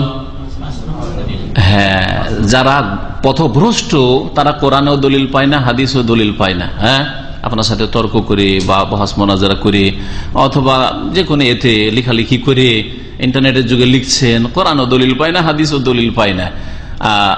আপনি গ্রামে গেলেন, বিদাতি এলাকায় গিয়ে আপনার সহি তৌহিদ সুন্নতের কথা যখন বলবেন, কোরআনেও দলিল নেই, তার আপনার কাছে দলিল কোরআন হাদিসের, হ্যাঁ ইজমাও নেই, কিয়াস নেই, তখন 5 নম্বরের দলিল আছে, মারামারি কর, মারতে একে রাখা যাবে না গ্রামে, ফিতনা সৃষ্টি করে দিল। হ্যাঁ, এইটা হচ্ছে বাতিল পন্থীদের দলিল, আল্লাহ কোরআনে কারীমে উল্লেখ করেছেন। ফামা কানা জওয়াব কওমিহি, ইব্রাহিম আলাইহিস সালামের জাতির জবাব এছাড়া আর কিছু ছিল না, যে তারা বলতো উকতুলুহু, একে মেরে ফেলো, আও হাররিকুহু, একে জ্বালিয়ে দাও, ফানজাহুল্লাহু মিনান নার, আর সত্যিকার অর্থে তারা করলো কি, আগুনে ফেলেও দিল, আগুন জেলে, বিশাল আগুন, সুবহানাল্লাহ, গর্ত খোদাই করে তাতে আগুন জ্বালিয়ে আগুনে ফেলেই দিল। ফালকাহু ফিল জাহিম, আগুনে ফেলে দিল। আল্লাহ পাক কি বললেন, কুলনা ইয়া নারু কুনি বারদা, হে আগুন ঠান্ডা হয়ে যাও, ওয়া সালামান আলা ইব্রাহিম, ইব্রাহিমের জন্য, ইব্রাহিমকে সহি সালামতে রাখো, ঠান্ডা হয়ে আবার তাকে ঠান্ডাতে মেরে দিও না। ফানজাহুল্লাহ মিনান, আল্লাহ পাক বলছেন যে আগুন থেকে আল্লাহ পাক তাকে রক্ষা করলেন, নাজাত দিলেন। ইন্না ফি যালিকা লাআয়াতিন লিকাওমিন ইউমিনুন, নিশ্চয়ই এই ঘটনাগুলিতে বহু শিক্ষার বিষয় রয়েছে, নিদর্শন রয়েছে, লিকাওমিন ইউমিনুন, কার জন্য, বিশ্বাসীদের জন্য। আগুনে ফেলা হলো, তারপরেও জ্বালাতে পারল না, ইব্রাহিম আলাইহিস সালামকে আল্লাহ রক্ষা করে নিলেন। এটা দিয়ে একজন বিশ্বাসী মানুষ আল্লাহ পাকের কুদরত, হক এবং বাতিল, হক আর বাতিল যে দুটো জিনিস আছে, হককে ধরতে হবে যে কোনো অবস্থায়, প্রতিকূল অবস্থায় হককে আঁকড়ে ধরতে হবে না। প্রতিকূল অবস্থা, বাপ রাজি না, মা অসন্তুষ্ট, স্ত্রীকে রাজি করতে পারছি না, সেজন্য আমি ইসলাম কবুল করব না, সেই জন্য আমি আসলে তাওহীদ আর সুন্নতে আসতে পারছি না, না, এগুলো অজুহাত চলবে না। এগুলো অজুহাত কে করবে, কমিন লোক করবে, মমিন করবে না। শিক্ষণীয় বিষয় কার জন্য, এই জন্য আল্লাহ বলছেন মমিনের জন্য, সবার জন্য শিক্ষণীয় বিষয় নেই। ইব্রাহিম আলাইহিস সালামের ঘটনায় শিক্ষা রয়েছে কার জন্য, লিকাওমি ইউমিনুন, বিশ্বাসী জাতির জন্য। ওয়াকালা, আর ইব্রাহিম আলাইহিস সালাম আরো বলেছিলেন, ইন্নামাত্তাখাযতুম মিন দুনিল্লাহি আওসানা, নিশ্চয়ই তোমরা আল্লাহকে বাদ দিয়ে প্রতিমা গুলিকে উপাস্য সাব্যস্ত করেছো। ইত্তাখাযা মানে ধরে নেওয়া, তোমরা আওসানা, এই আওসান প্রতিমাগুলিকে কি করেছো, উপাস্য সাব্যস্ত করেছো। মাওয়াদ্দাতা বাইনাকুম ফিল হায়াতিদ দুনিয়া, এই তোমাদের এই শিরকের ধর্ম, এটা হচ্ছে তোমাদের পার্থিব জগতে সীমিত পরস্পর ভালোবাসার প্রমাণ। মাওয়াদ্দাতা বাইনাকুম, তোমাদের মাঝে ভালোবাসা শুধু, ফিল হায়াতিদ দুনিয়া, যা সীমিত এই পার্থিব জগতে। ধর্মের লোকদের সার্বিক সহযোগিতা করা, অথচ বাতিল ধর্মের উপর, শিরক কুফরের উপর, নাস্তিকতার উপর, বাতিল মতবাদ মেনে চলছে, করছে না, করছে না, তারা নিজ নিজ জাতির সহযোগিতা করছে। এটা হচ্ছে মানুষের চরিত্র। নাস্তিকরা নাস্তিকদের সহযোগিতা করছে, চরিত্রহীনরা চরিত্রহীনদের সহযোগিতা করছে অশ্লীলতা ছড়াবার ক্ষেত্রে। যারা পৌত্তলিক মুশরিক, তারা মুশরিকদের সহযোগিতা করছে, নিজ নিজ ধর্মের লোকদের। এইরকম যারা তৃতীয়বাদ বিশ্বাসী, এইরকম ইহুদি নিজ নিজ জাতির সহযোগিতা করছে এবং তাদের সাথে মহব্বত রাখে। আল্লাহ বলছেন, এই তোমাদের ভালোবাসা পার্থিব জগতে সীমিত, মরে যাওয়ার পরে এই দোস্তি, এই বন্ধুত্ব আর টিকবে না, থাকবে না। সুম্মা ইয়াউমাল কিয়ামাতি ইয়াকফুরু বা'দুকুম বিবা'দ, অতঃপর কিয়ামতের দিবসে তোমাদের একে অপরকে অস্বীকার করবে। নেতা অস্বীকার করবে, যে এদেরকে বলিনি, যে ধর্মীয় নেতারা, ধর্মীয় গুরু ব্রাহ্মণরা সাধারণদের সম্পর্কে বলবে যে আল্লাহ এদেরকে তো বলিনি যে তোমরা প্রতিমা পূজা করার মন্দিরে আসো, কিন্তু বলিনি। কবর মাজার পূজারী মোল্লারা আর এই মস্তানগুলো, যারা এইসব গদ্দিনসীন গুলো যারা মাজার নিয়ে বসে আছে, এরা বলবে যে আল্লাহ তোমাকে ভয় করেছি, এরাকে আমরা জবরদস্তি করিনি, বলিনি তো। অস্বীকার করবে, প্রথম দিকে অস্বীকার করবে, হাত পা যখন সাক্ষী দিয়ে দিবে তখন বলে জবরদস্তি তো করিনি, বিভিন্ন অজুহাত পেশ করবে, যেগুলি বিভিন্ন জায়গায় কোরআনে কারিমে আল্লাহ পাক বর্ণনা করেছেন। কিয়ামতের দিন অস্বীকার করবে। তাহলে নেতারা, যারা ধর্মীয় নেতা হোক আর রাজনৈতিক নেতা হোক, যারা পাপের দিকে ঠেলে দিয়েছে জাতিকে, শিরক কুফরির দিকে বা ইসলাম তৌহিদের উল্টো দিকে ফিরিয়ে দিয়েছে, তারা অস্বীকার করবে যে আমরা গোমরাহ করিনি, এদেরকে ভুল পথে চালিত করিনি। আর এরা ভক্তরা যারা ছিল, অনুসারীরা, জনসাধারণ, তারা অস্বীকার করবে ওদেরকে, যে তোরা কে মানে, অস্বীকার করবে, তোদের কোনো মহব্বত নেই, তোরই তো আমাদের সব সেরেছিস, এই কথা বলবে। এই জন্য আল্লাহ বলেছেন একফরু বাযুকুম বিবায ওয়ায়ালআনু বাযুকুম বাযান, আর তাদের একে অপরের উপর অভিসম্পাত করবে। ভক্তরা নেতাদের উপর লানত অভিশাপ করবে, ধ্বংস হও তোমরা, শাস্তি হোক তোমাদের উপর, আল্লাহর গজব হোক তোমাদের উপর। ওই নেতারা ওদেরকে ওয়া মাওয়াকুমুন নার, আর তোমাদের বাসস্থান সকলের হচ্ছে জাহান্নাম। ওয়া মা লাকুম মিন নাসিরিন, আর তোমাদের কোনো সাহায্যকারী নেই। আল্লাহ পাক বলছে ফাআমানা লাহু লূত, এরপরে লূত আলাইহিস সালাম ইব্রাহিম আলাইহিস সালামের প্রতি ঈমান নিয়ে আসলেন। লূত আলাইহিস সালাম ইব্রাহিম আলাইহিস সালামের কে ছিল বলতে পারেন? হ্যাঁ, ভ্রাতুষ্পুত্র, ভাতিজা, ঠিক বলেছেন। ঈমান নিয়ে আসলেন লূত আলাইহিস সালাম। ওয়াকালা, এবং বললেন, কে বললেন? একদল তাফসীর কারো বলছেন যে কাছে যেহেতু লূতের কথা রয়েছে লূত আলাইহিস সালাম, সেই জন্য ওয়াকালা মানে লূত আলাইহিস সালাম বললেন ইন্নী মুহাজিরুন ইলা রাব্বি, আমি আমার রব আল্লাহ পাকের উদ্দেশ্যে হিজরত করছি, দেশ থেকে থাকবো না, দেশ থেকে চলে যাব, যেখানে আল্লাহ পাকের ইবাদত করতে পারবো, আল্লাহর দিন পৌঁছাতে পারবো, সেখানে গিয়ে বসবাস করবো। আর একদল তাফসীর কারো বলছেন না, এই তাফসীর না, তাফসীর হচ্ছে ওয়াকালা মানে ইব্রাহিম আলাইহিস সালাম বললেন, আর এটা বেশি ভালো, কারণ ইব্রাহিম আলাইহিস সালাম হিজরত করেছেন। ইব্রাহিম সালামের হিজরতের কথা সহিহ বুখারীর হাদিসে রয়েছে যে ইরাক থেকে তিনি হিজরত করে শাম দেশে অর্থাৎ ফিলিস্তিন, প্যালেস্টাইনে তিনি চলে গেছিলেন, মিশরে গিয়েছিলেন। ওয়াকাল ইন্নী মুহাজিরুন ইলা রাব্বি, ইব্রাহিম আলাইহিস সালাম বললেন যে আমি আমার রবের সন্তুষ্টির উদ্দেশ্যে আল্লাহর কাছে দিকে হিজরত করছি, মানে এই না যে আল্লাহর কাছে হিজরত করে আকাশে যাচ্ছেন, বরং আল্লাহ পাকের সন্তুষ্টির জন্য আমি দেশ ত্যাগ করছি, এই ইরাক ত্যাগ করছি। ইন্নাহু হুয়াল আজিজুল হাকিম, নিশ্চয় তিনি আল আজিজ মহাপরাক্রান্ত, আল হাকিম বড় প্রজ্ঞামান। ইব্রাহিম আলাইহিস সালাম হিজরত করলেন, আর তার সাথে ছিল কে? তার বিবি সারা আলাইহিস সালাম, আর এই ভাতিজা লূত।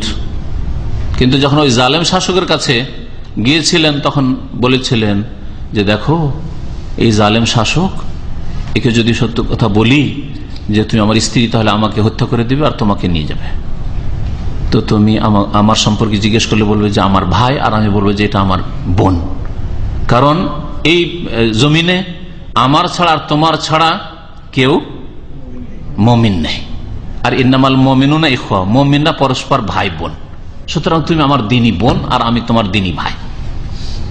এখানে একটা প্রশ্ন জাগে, ওই প্রশ্ন উত্তর দেওয়ার জন্য তো লূত আলাইহিস সালাম তো ছিলেন, তো কি করে তিনি বললেন যে আমার ছাড়া তোমার ছাড়া এই ভূমিতে আর কেউ মুমিন নেই? ঠিক না, প্রশ্ন জাগে। যদি এই প্রশ্ন সাধারণ মানুষের প্রয়োজন নাই, কিন্তু আপনাদের প্রশ্ন জাগতে পারে কোনো সময়, সেই জন্য এটা ক্লিয়ার করে দেওয়া ভালো। তাফসীর কারণ বলছেন যে ইব্রাহিম আলাইহিস সালামের ওখানে বলার উদ্দেশ্য এই ছিল যে তোমার ছাড়া আমার ছাড়া এমন কোন জোড়া স্বামী স্ত্রী নেই যারা মুমিন হতে পারে। আর লূত আলাইহিস সালাম ব্যাচেলর ছিলেন, তার পরিবার ছিল না তখন, এই জন্য তিনি বলেছেন যে আমার ছাড়া তোমার ছাড়া কেউ এই জমিনে মুমিন নেই, মানে মুমিন জোড়া নেই, স্বামী স্ত্রী নেই।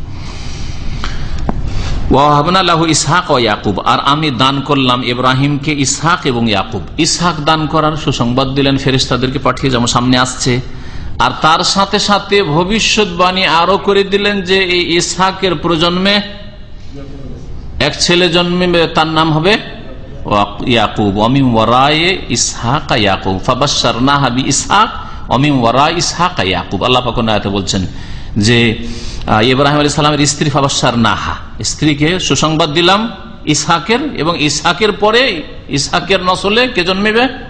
ইয়াকুবের জন্ম হবে, তিনিও নবী হবেন। আল্লাহ পাক তা এখানে একসাথে বয়ান করে দিয়েছেন। ওয়াজআলনা ফি যুররিয়াতিহিন নবুওয়াতা ওয়াল কিতাব, এবং আমি সীমাবদ্ধ করে দিয়েছিলাম তার সন্তানদের মধ্যে, ইব্রাহিম আলাইহিস সালামের সন্তানদের মধ্যে, ইব্রাহিম আলাইহিস সালামের পরে নবুয়ত প্রাপ্তিকে আর কিতাব নাজিল করাকে। ইব্রাহিম আলাইহিস সালামের পরে এমন কোন নবী আসেননি যারা ইব্রাহিম আলাইহিস সালামের বংশের বাইরে থেকে কোন নবী হয়েছে।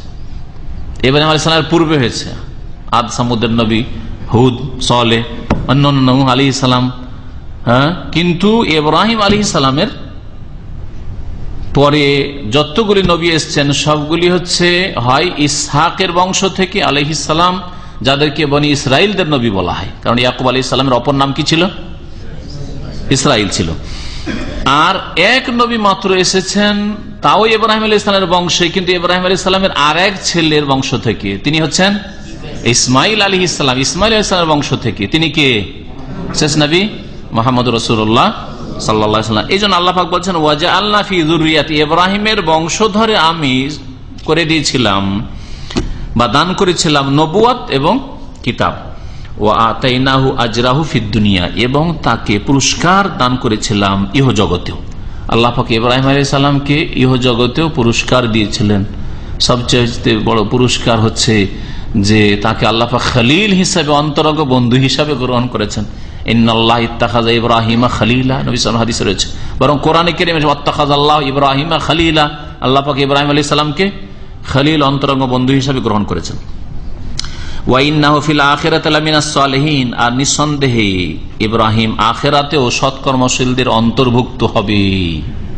তাহলে দুনিয়াতেও আল্লাহ পাক তার পুরস্কার দিলেন, আর আখিরাতেও আল্লাহ পাক রব্বুল আলামিন তাকে সৎকর্মশীলদের, বরং সৎকর্মশীলদের দলেই শুধু না, সৎকর্মশীলদের তিনি ইমাম।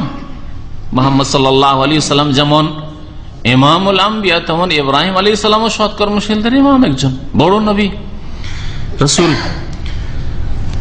ওয়া লুতান, আল্লাহ বলছেন আর স্মরণ করো লূত আলাইহিস সালামের কথা। ইয ক্বালা লিকওমিহি, যখন নিজ জাতিকে লূত আলাইহিস সালাম বলেছিলেন ইন্নাকুম লাতাতুনাল ফাহিশাতা, নিঃসন্দেহে তোমরা বড় অশ্লীল কাজে লিপ্ত রয়েছে, বড় অশ্লীল কাজে লিপ্ত রয়েছে। কি অশ্লীল কাজে লিপ্ত ছিল তারা? সমকামিতা, পুরুষে যৌন কাজ করা। মা সাবাকাকুম বিহা মিন আহাদিন মিনাল আলামিন, বিশ্ব জগতের কোন ব্যক্তি তোমাদের পূর্বে এইরকম জঘন্য কাজ করেনি। তাফসীরকারগণ এই আয়াতে বলেছেন, আর স্পষ্ট আয়াত, যে লূত আলাইহিস সালামের যুগের পূর্বে কোন মানুষ এই গুনাহ জানতো না, যে পুরুষের কাছে যৌন চাহিদা নিয়ে যায়, এটা কখনো জানতো না। এই পাপ শুরু করেছে এই লূত আলাইহিস সালামের বদ জাতি। আল্লাহ পাকের জন্য সবচেয়ে কঠোর শাস্তি এদেরকে দিয়েছেন। আল্লাহ পাকের বড়ই গজব এদের উপর হয়েছে। আইন্নাকুম লাতাতুনা রিজাল, আল্লাহ আরো বলছেন, লূত আলাইহিস সালামের কথা এখানে উল্লেখ করেছেন। লূত আলাইহিস সালাম বললেন যে তোমরা কি পুরুষদের সাথে সমকামিতায় আসছো? তাতুনা আসা মানে পুরুষদের কাছে আসছো, মানে পুরুষদের সাথে তোমরা সমকামিতায় লিপ্ত হচ্ছ। ওয়া তাখতাউনা সাবিল, এবং তোমরা রাহজানি করছো। যদি রাহজানি করছো অর্থ করি, তাহলে একটা অর্থে সীমিত হয়ে যাবে, যে তাদের একটা পাপ ছিল কি? সমকামিতা। তার আগে পাপ ছিল কুফরি, শিরক করা, মুশরিক জাতি ছিল। শুধু এই সমকামিতার জন্য আল্লাহ তাদেরকে ধ্বংস করেনি, তার আর একটা পাপ কি ছিল? শিরক কুফরি, এরা কাফের জাতি, মুশরিক জাতি ছিল। আর এক পাপ ছিল রাহজানি করা, ছিনতাই করা, লুটপাট করে নাও। ওয়াতাকতাউনা সাবিলের শাব্দিক অর্থ শুধু রাহজানি হয় না। ওয়াতাকতাউনা সাবিল, কাতা একটা মানে বিচ্ছিন্ন করে দাও, বন্ধ করে দাও, আর সাবিল মানে রাস্তা। তোমরা রাস্তা বন্ধ করে দিচ্ছ, তোমরা রাস্তা বন্ধ করে দিচ্ছ। এই আয়াতের তাফসিরে বা এই অংশটুকুর তাফসিরে একটি মত হচ্ছে রাহজানি করা। যদি কোনো এলাকায় রাহজানি হয়, ছিনতাই লুটপাট হয়, তো ওই রাস্তা দিয়ে মানুষ চলবে, মানুষের সমাগম থাকবে। সন্ধ্যাবেলা মাগরিব পরে, মাগরিবের আগে অনেক জায়গায় লুটপাট হয়ে যায়, ওই জন্য ওই রাস্তায় চলে না মানুষ। বিকেল হইলে, সকাল সকাল যা করবে করে নাও, সন্ধ্যা হইলে সূর্য ডুবার আগে আগে বাড়ি ফিরো। আছে আমাদের দেশে এরকম এলাকা, না নেই? সুবহানাল্লাহ। তাহলে ওরা রাস্তা বন্ধ করলো না? যারা লুটপাট করে, রাহজানি করে, তারা রাস্তা বন্ধ করছে না মানুষের? জি। তার রাস্তা বন্ধের অর্থ একটা পাওয়া গেল, এটা একটা তাফসীর, যে এই জাতির আর একটা কুচরিত্র ছিল এই লুটপাট করে না। আর কেউ বলেছে ওয়াতাখতাউনা সাবিল, মানে তোমরা রাস্তা বন্ধ করে দিচ্ছ, অর্থাৎ আল্লাহ পাক রব্বুল আলামিন যে প্রজন্মের রাস্তা রেখেছেন, জেনারেশন বাড়াবার প্রজন্মের রাস্তা কি? এই মানব জাতিকে বাড়ানোর উপায় কি? আরে পুরুষ বিয়ে করবে, তারপরে বৈধভাবে ছেলে মেয়ে জন্মাবে, এটা হচ্ছে সঠিক রাস্তা। আর একটা পশ্চিমাদের রাস্তা, যে লিভ টুগেদার করো, শুধু মিলামিশা হইলেই হইল। আল্লাহ পাকের এমন গজব এই হারাম পদ্ধতির ওপর আছে, এই জন্য পশ্চিমা দেশগুলিতে জেনারেশন বাড়ছেই না, যার ফলে এরা ওই সব দেশ, অন্য দেশগুলি থেকে গ্রিন কার্ডের ব্যবস্থা রেখেছে। আসো আমাদের দেশে আসো, না হলে আমাদের দেশে আবাদ হবে না। কারণ ওই সব দেশে আল্লাহ পাকের এই গজব রয়েছে, অধিকাংশ লোক বিবাহ করতে চায় না, জেনা করে কাজটা সেরে নিচ্ছে। তাহলে প্রজন্ম কি করে বাড়বে? প্রজন্ম বাড়ছে না। আর এইসব হারাম বাচ্চাতে বরকতি বা কি করে হবে? সুতরাং দেশের শিক্ষিত লোকও পাওয়া যাচ্ছে না। তখন এরা বিভিন্ন দেশের শিক্ষিত লোকগুলিকে টানছে, অশিক্ষিতকে দেবে না। আপনারা যান, আপনাকে গ্রিন কার্ড দেবেন। হ্যাঁ, আপনারা যান, আপনার জন্য কোনো চান্স নেই। কিন্তু একজন ডাক্তার যাক, একজন ইঞ্জিনিয়ার যাক, একজন সায়েন্টিস্ট যাক, হ্যাঁ ওয়েলকাম ওয়েলকাম, তোমার প্রয়োজন আছে, আসো। করছে না? হ্যাঁ। কানাডা সম্পর্কে কোন এক ভাই বলছেন যে ওই দেশে যদি নাগরিকত্ব না দেয় বিদেশি লোকদেরকে, তো দেশ কিছুদিনের মধ্যে শূন্য হয়ে যাবে, এমন অবস্থা। কারণ মানুষ বিয়ে করতে চায় না, মানুষ বাচ্চা জন্মাতে চাইছে না, জেনা করেই ওই লিভ টুগেদার করে মনে করছে যে চলছে। তাহলে ওই দেশে তো 50 বছরের মধ্যে সাফ হয়ে যাবে, কিছু থাকবে না। যদি ওই সব দেশে এইসব লোকেরা যারা যাচ্ছে আর যাওয়ার হিড়িক পড়ে গেছে, মনে করছে যে এই স্বর্গে জান্নাতে যাচ্ছে। হ্যাঁ, কিন্তু কোন জান্নাতে যাচ্ছে? এই দাজ্জালে জান্নাত না হয়। যারা পশ্চিমা দেশে যাচ্ছে, আমাকে খুব আশঙ্কা লাগছে এসব দাজ্জালে জান্নাত না হয়। কারণ কোন যুগে যে অশান্তি চলে আসে, স্পেনের মতো অবস্থা না হয়।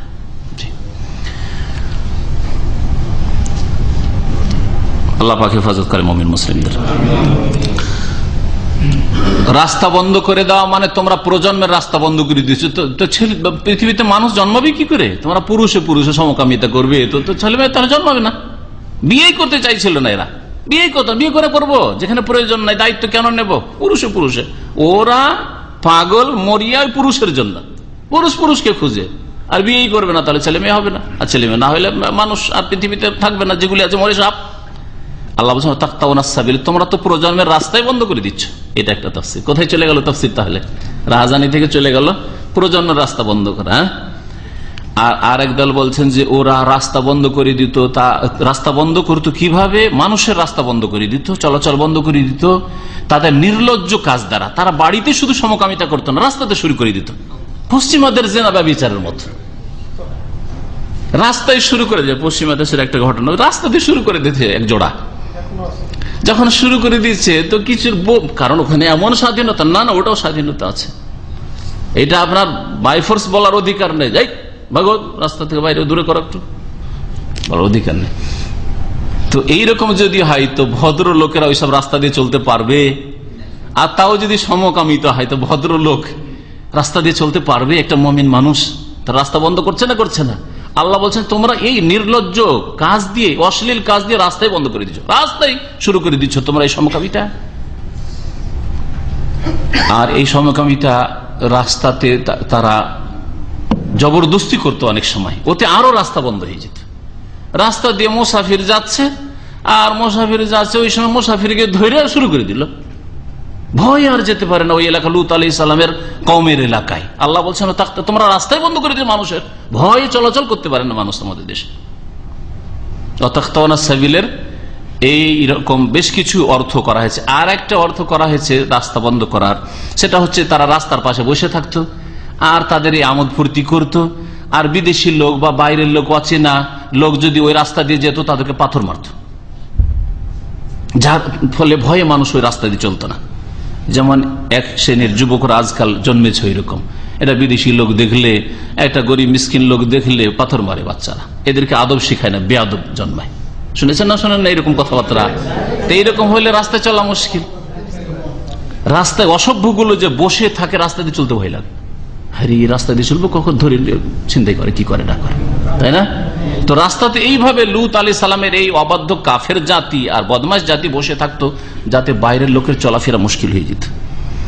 এইরকম কাজ এখনো বিভিন্ন দেশে বিভিন্ন রকম ভাবে করে। বর্ডার এলাকায় যেহেতু আমরা বসবাস করেছি, বর্ডার এলাকায় স্থানীয় যে সব লোক, মুসলিম হিন্দু সবাই অধিকাংশ এই চরিত্রের দেখেছি। বিদেশের বেচারা আসছে, আর আসার পরে কোথায় যাও? বাংলাদেশ যাচ্ছ? বাংলাদেশ থেকে হয়তো আসছে, অথবা ভারত থেকে বাংলাদেশ আসছে, যখন কাঁটাতারের বেড়া হয়নি তখনকার, আমরা বাল্য জীবনের ঘটনা বলছি। বাংলাদেশ যাচ্ছ, ধরিয়ে দেবো এক্ষুনি, পুলিশ বিএসএফ কে ধরে দেবো, এখনই বিডিআর কে ধরিয়ে দেবো, ওইদিকে হলে বিডিআর কে ধরাই দেবো, আর এইদিকে হলে বিএসএফ কে ধরাই দেবো। আর ভয় তো কান্নাকাটি, ফ্যামিলি নিয়ে যাচ্ছে, হয়তো বাচ্চা নিয়ে যাচ্ছে, অথবা কোনো একজন একাই যাচ্ছে, ভয় কান্নাকাটি শুরু করে দিচ্ছে, বাইরে এই ধরিয়ে দিও না, তুমি কত টাকা নেবে, দাও 500 টাকা দাও, 100 টাকা দাও।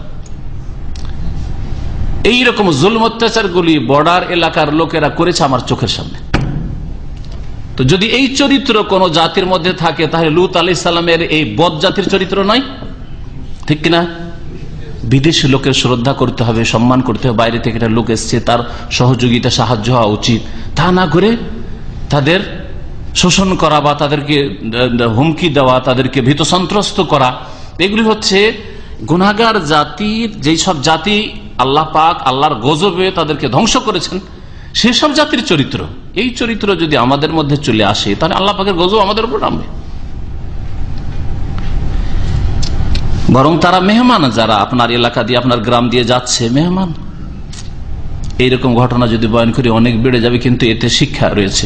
মাগরিবের পরে এক ভাই তার ফ্যামিলি যাচ্ছে গ্রাম দিয়ে, কারণ গ্রাম দিয়ে অনেক সময় হাঁটতে হতো, গ্রামেগঞ্জে তখন রাস্তাঘাট অত ভালো ছিল না, বাস টাস ছিল না, হেঁটে যাচ্ছে, রাতের অন্ধকারে ভয় দেখাচ্ছে গ্রামের লোকেরা, ফ্যামিলি নিয়ে আসে, আর সে হাঁটছে, এক গ্রাম 2-4টা গ্রাম পার হয়ে আরেক গ্রামে যাবে, হয়তো অন্ধকার হয়ে গেছে। আর সেই সময় যদি ভীত সন্ত্রস্ত করে, তাহলে এই রাস্তা বন্ধ করলো না, আগামীতে কোনোদিন আর ওই রাস্তা দিয়ে চলবে? আরে যাওয়া যাবে না, একদিন আমাদেরকে ধরছিল, কি যে হইতো, আল্লাহ বাঁচিয়েছে। কাফেররা তো করে, এক শ্রেণীর গুনাহগার পাপিষ্ট মুসলিমরাও এই ধরনের আচরণ তাদের আছে, কিছু ইনকামের জন্য। এলাকার মস্তান, এলাকার সব চাঁদাবাজ, শয়তান, এরাই সব কাজগুলি করে। আল্লাহ পাক তারপরে বলছেন, ওয়া তাতুনা ফি নাদিকুমুল মুনকার, এবং তোমাদের মজলিসে, নাদি মানে হচ্ছে মজলিস, অনুষ্ঠান, তোমাদের মজলিসে তোমরা অন্যায় কাজ করে থাকো, অন্যায় কাজে লিপ্ত হয়ে থাকো। এটা আবার কি ছিল? বিভিন্ন মত পোষণ করেছেন তাফসীরকারগণ। তার মধ্যে একটি হচ্ছে যে তারা মজলিস, ভরা মজলিসকে সমকামিতা করত, লুকিয়ে না, ভরা মজলিসে। যারা গণধর্ষণ করে তাদের মধ্যে এই চরিত্র আছে না নেই? এক তো জেনা, আর তারপরে 2-4-5 জন মিলে বন্ধু সব। তোমাদের মজলিসে, ভরা মজলিসে তোমরা লোকের সামনে তোমরা অশ্লীল কাজ করো, নোংরামি কাজ করো। আল্লাহ পাক গজবে ধ্বংস করেছেন তার এইসব জাতিকে। তাহলে এই চরিত্র যদি কোন জাতির মধ্যে থাকে, ধর্ষণকারী লোকেরা থাকে, জেনাকারী লোকেরা থাকে, জালেম লোকেরা থাকে, তাহলে তাদেরকে আল্লাহ পাক ওইভাবে ধ্বংস করবেন। আর কেউ কেউ বলেছেন যে তাদের আর একটা বদ অভ্যাস ছিল, তারা মজলিসে বসে নিজের বায়ু ছাড়ত জোরে, আর হ্যাঁ হ্যাঁ হ্যাঁ করে হাসত। কিছু মূর্খ জাতির এইরকম চরিত্র আছে, জানি না আপনারা দেখেছেন কিনা, কিন্তু আমি ছোটকালও খুব না, তখন যৌবনে চলে এসেছিলাম, বরযাত্রী এসছে, আর এই বরযাত্রী হিন্দুদের বরযাত্রী, মুসলমানদের ইসলামে বরযাত্রী নেই। তো এই বরযাত্রী এসে এইরকম হাওয়া ছাড়ছে আর হ্যাঁ হ্যাঁ করে হাসছে, একজন ছাড়ছে বাকিগুলো হাসছে, আর একজন ছাড়ছে ওই দিক থেকে, বাকিগুলো হাসছে, ওই দিক থেকে আর একজন ছাড়ছে, বাকিগুলো হাসছে। মুসলিমদের বরযাত্রী এগুলি, কত বেয়াদবেরা মজলিসে। তো এই চরিত্রগুলি হচ্ছে মজলিসে প্রকাশ্য খারাপ নোংরা কাজ করা। এইরকম মজলিসে যে কোনো নোংরা কাজ হতে পারে। এই আয়াতের অন্তর্ভুক্ত হচ্ছে জুয়া খেলা। মজলিসে মুনকার কাজ করা হচ্ছে জুয়া খেলা। যেই মজলিসে জুয়া খেলা হয়, হ্যাঁ, ধোঁকাবাজির কাজ হয়, এইসব মজলিসে আল্লাহ পাকের আযাব গজব রয়েছে। ফামাকানা জবাব কওমিহি, লূত আলাইহিস সালামের জাতির আর কি জবাব থাকবে? আর কিছু বলতে পারবে? কি বলতো? ইল্লান কালু, শুধু এই কথা বলাই তাদের জবাব ছিল, এতেনা বিআযাবিল্লাহ, লূত তুমি খুব সাধু সেজে গেছো, তুমি ভালো মানুষ, তাহলে আল্লাহ পাকের আযাব কোথায় আছে নিয়ে আসো। ইন কুনতা মিনাস সাদিকিন, তুমি যদি সত্যবাদী হও যে তুমি আসলে সত্যি নবী হয়েছো, আর আমরা খুব পাপের কাজ করছি আর তুমি খুব ভালো মানুষ, তাহলে আল্লাহর আযাব কোথায় আছে নিয়ে আসো। লূত আলাইহিস সালাম যখন দেখলেন যে এরা হেদায়েত হবে না, তখন দোয়া করলেন আল্লাহ পাকের কাছে, কালা রব্বিন সুরনি আলাল কওমিল মুফসিদিন, আল্লাহ আমার সাহায্য করো এই ফাসাদ সৃষ্টিকারী জাতির বিরুদ্ধে, এই ফাসাদ বিপর্যয় সৃষ্টিকারী এই পাপিষ্ট জাতির বিরুদ্ধে আল্লাহ তুমি আমাকে সাহায্য করো তোমার মদদ দিয়ে। আল্লাহ পাক রব্বুল আলামিন তখন সাহায্য করলেন, ধ্বংস করে দিলেন লূত আলাইহিস সালামের জাতিকে, আর লূত আলাইহিস সালামকে আল্লাহ পাক রব্বুল আলামিন বাঁচিয়ে নিলেন। সময় অনেকটা হয়ে গেছে। এরপরে শুরু হচ্ছে লূত আলাইহিস সালামের জাতিকে ধ্বংস করতে যে ফেরেশতারা আসলেন মানুষের রূপে। প্রথম ইব্রাহিম আলাইহিস সালামের বাড়িতে মেহমান হয়ে আসলেন, তারপরে সেখান থেকে সুসংবাদ দিয়ে গেলেন লূত আলাইহিস সালামের এলাকায় গিয়ে ওই জাতিকে ধ্বংস করলেন। ইনশাআল্লাহ তাআলা আগামী সপ্তাহে সেগুলি আমাদের আলোচনায় আসবে। আল্লাহ পাক রব্বুল আলামিন যেন আমাদেরকে কোরআন বুঝার তৌফিক দান করেন, কোরআনের প্রতি আমল করার তৌফিক দান করেন, কোরআনে কারীমের হক আদায় করার তৌফিক দান করেন। আল্লাহ পাক রব্বুল আলামিন কোরআনের হাদিসের অনুসারীদেরকে আল্লাহ পাক সম্মানিত করেন, জালেমদের থেকে আল্লাহ পাক তাদের হেফাজত করেন। আল্লাহ পাক রব্বুল আলামিন কোরআন হাদিসকে যারা অস্বীকার করে, আল্লাহ পরকালকে অস্বীকার করে, আল্লাহর সাথে যারা শিরক করে, আল্লাহ পাক রব্বুল আলামিন তাদেরকে যেন লাঞ্ছিত অপদস্থ করেন। আল্লাহ পাক রব্বুল আলামিনের কাছে দোয়া করে আল্লাহ পাক যেন আমাদের রিজিকে বরকত দান করেন। যেসব ভাইরা এখানে হাজির হয়েছে আল্লাহ পাক রব্বুল আলামিন তাদেরকে যেন সুস্থ রাখেন, আল্লাহ পাক তাদেরকে যেন দুনিয়াতেও ভালো রাখেন, রিজিকে বরকত দান করেন। আর আল্লাহ পাক রব্বুল আলামিন সমস্ত অনিষ্ট থেকে, বিপদ আপদ থেকে আল্লাহ পাক হেফাজতে রাখেন। আল্লাহ পাক আমাদের সকলকে যেন জান্নাতুল ফিরদৌস দান করেন। সুবহান রাব্বিকা রাব্বিল ইজ্জাতি আম্মা ইয়াসিফুন ওয়া সালামুন আলাল মুরসালিন আলহামদুলিল্লাহি রাব্বিল আলামিন। কাফন আমার আপন, কবর আমার ঘাঁটি, ওই কবরে যেতে হবে, থাকবে না কেউ সাথী।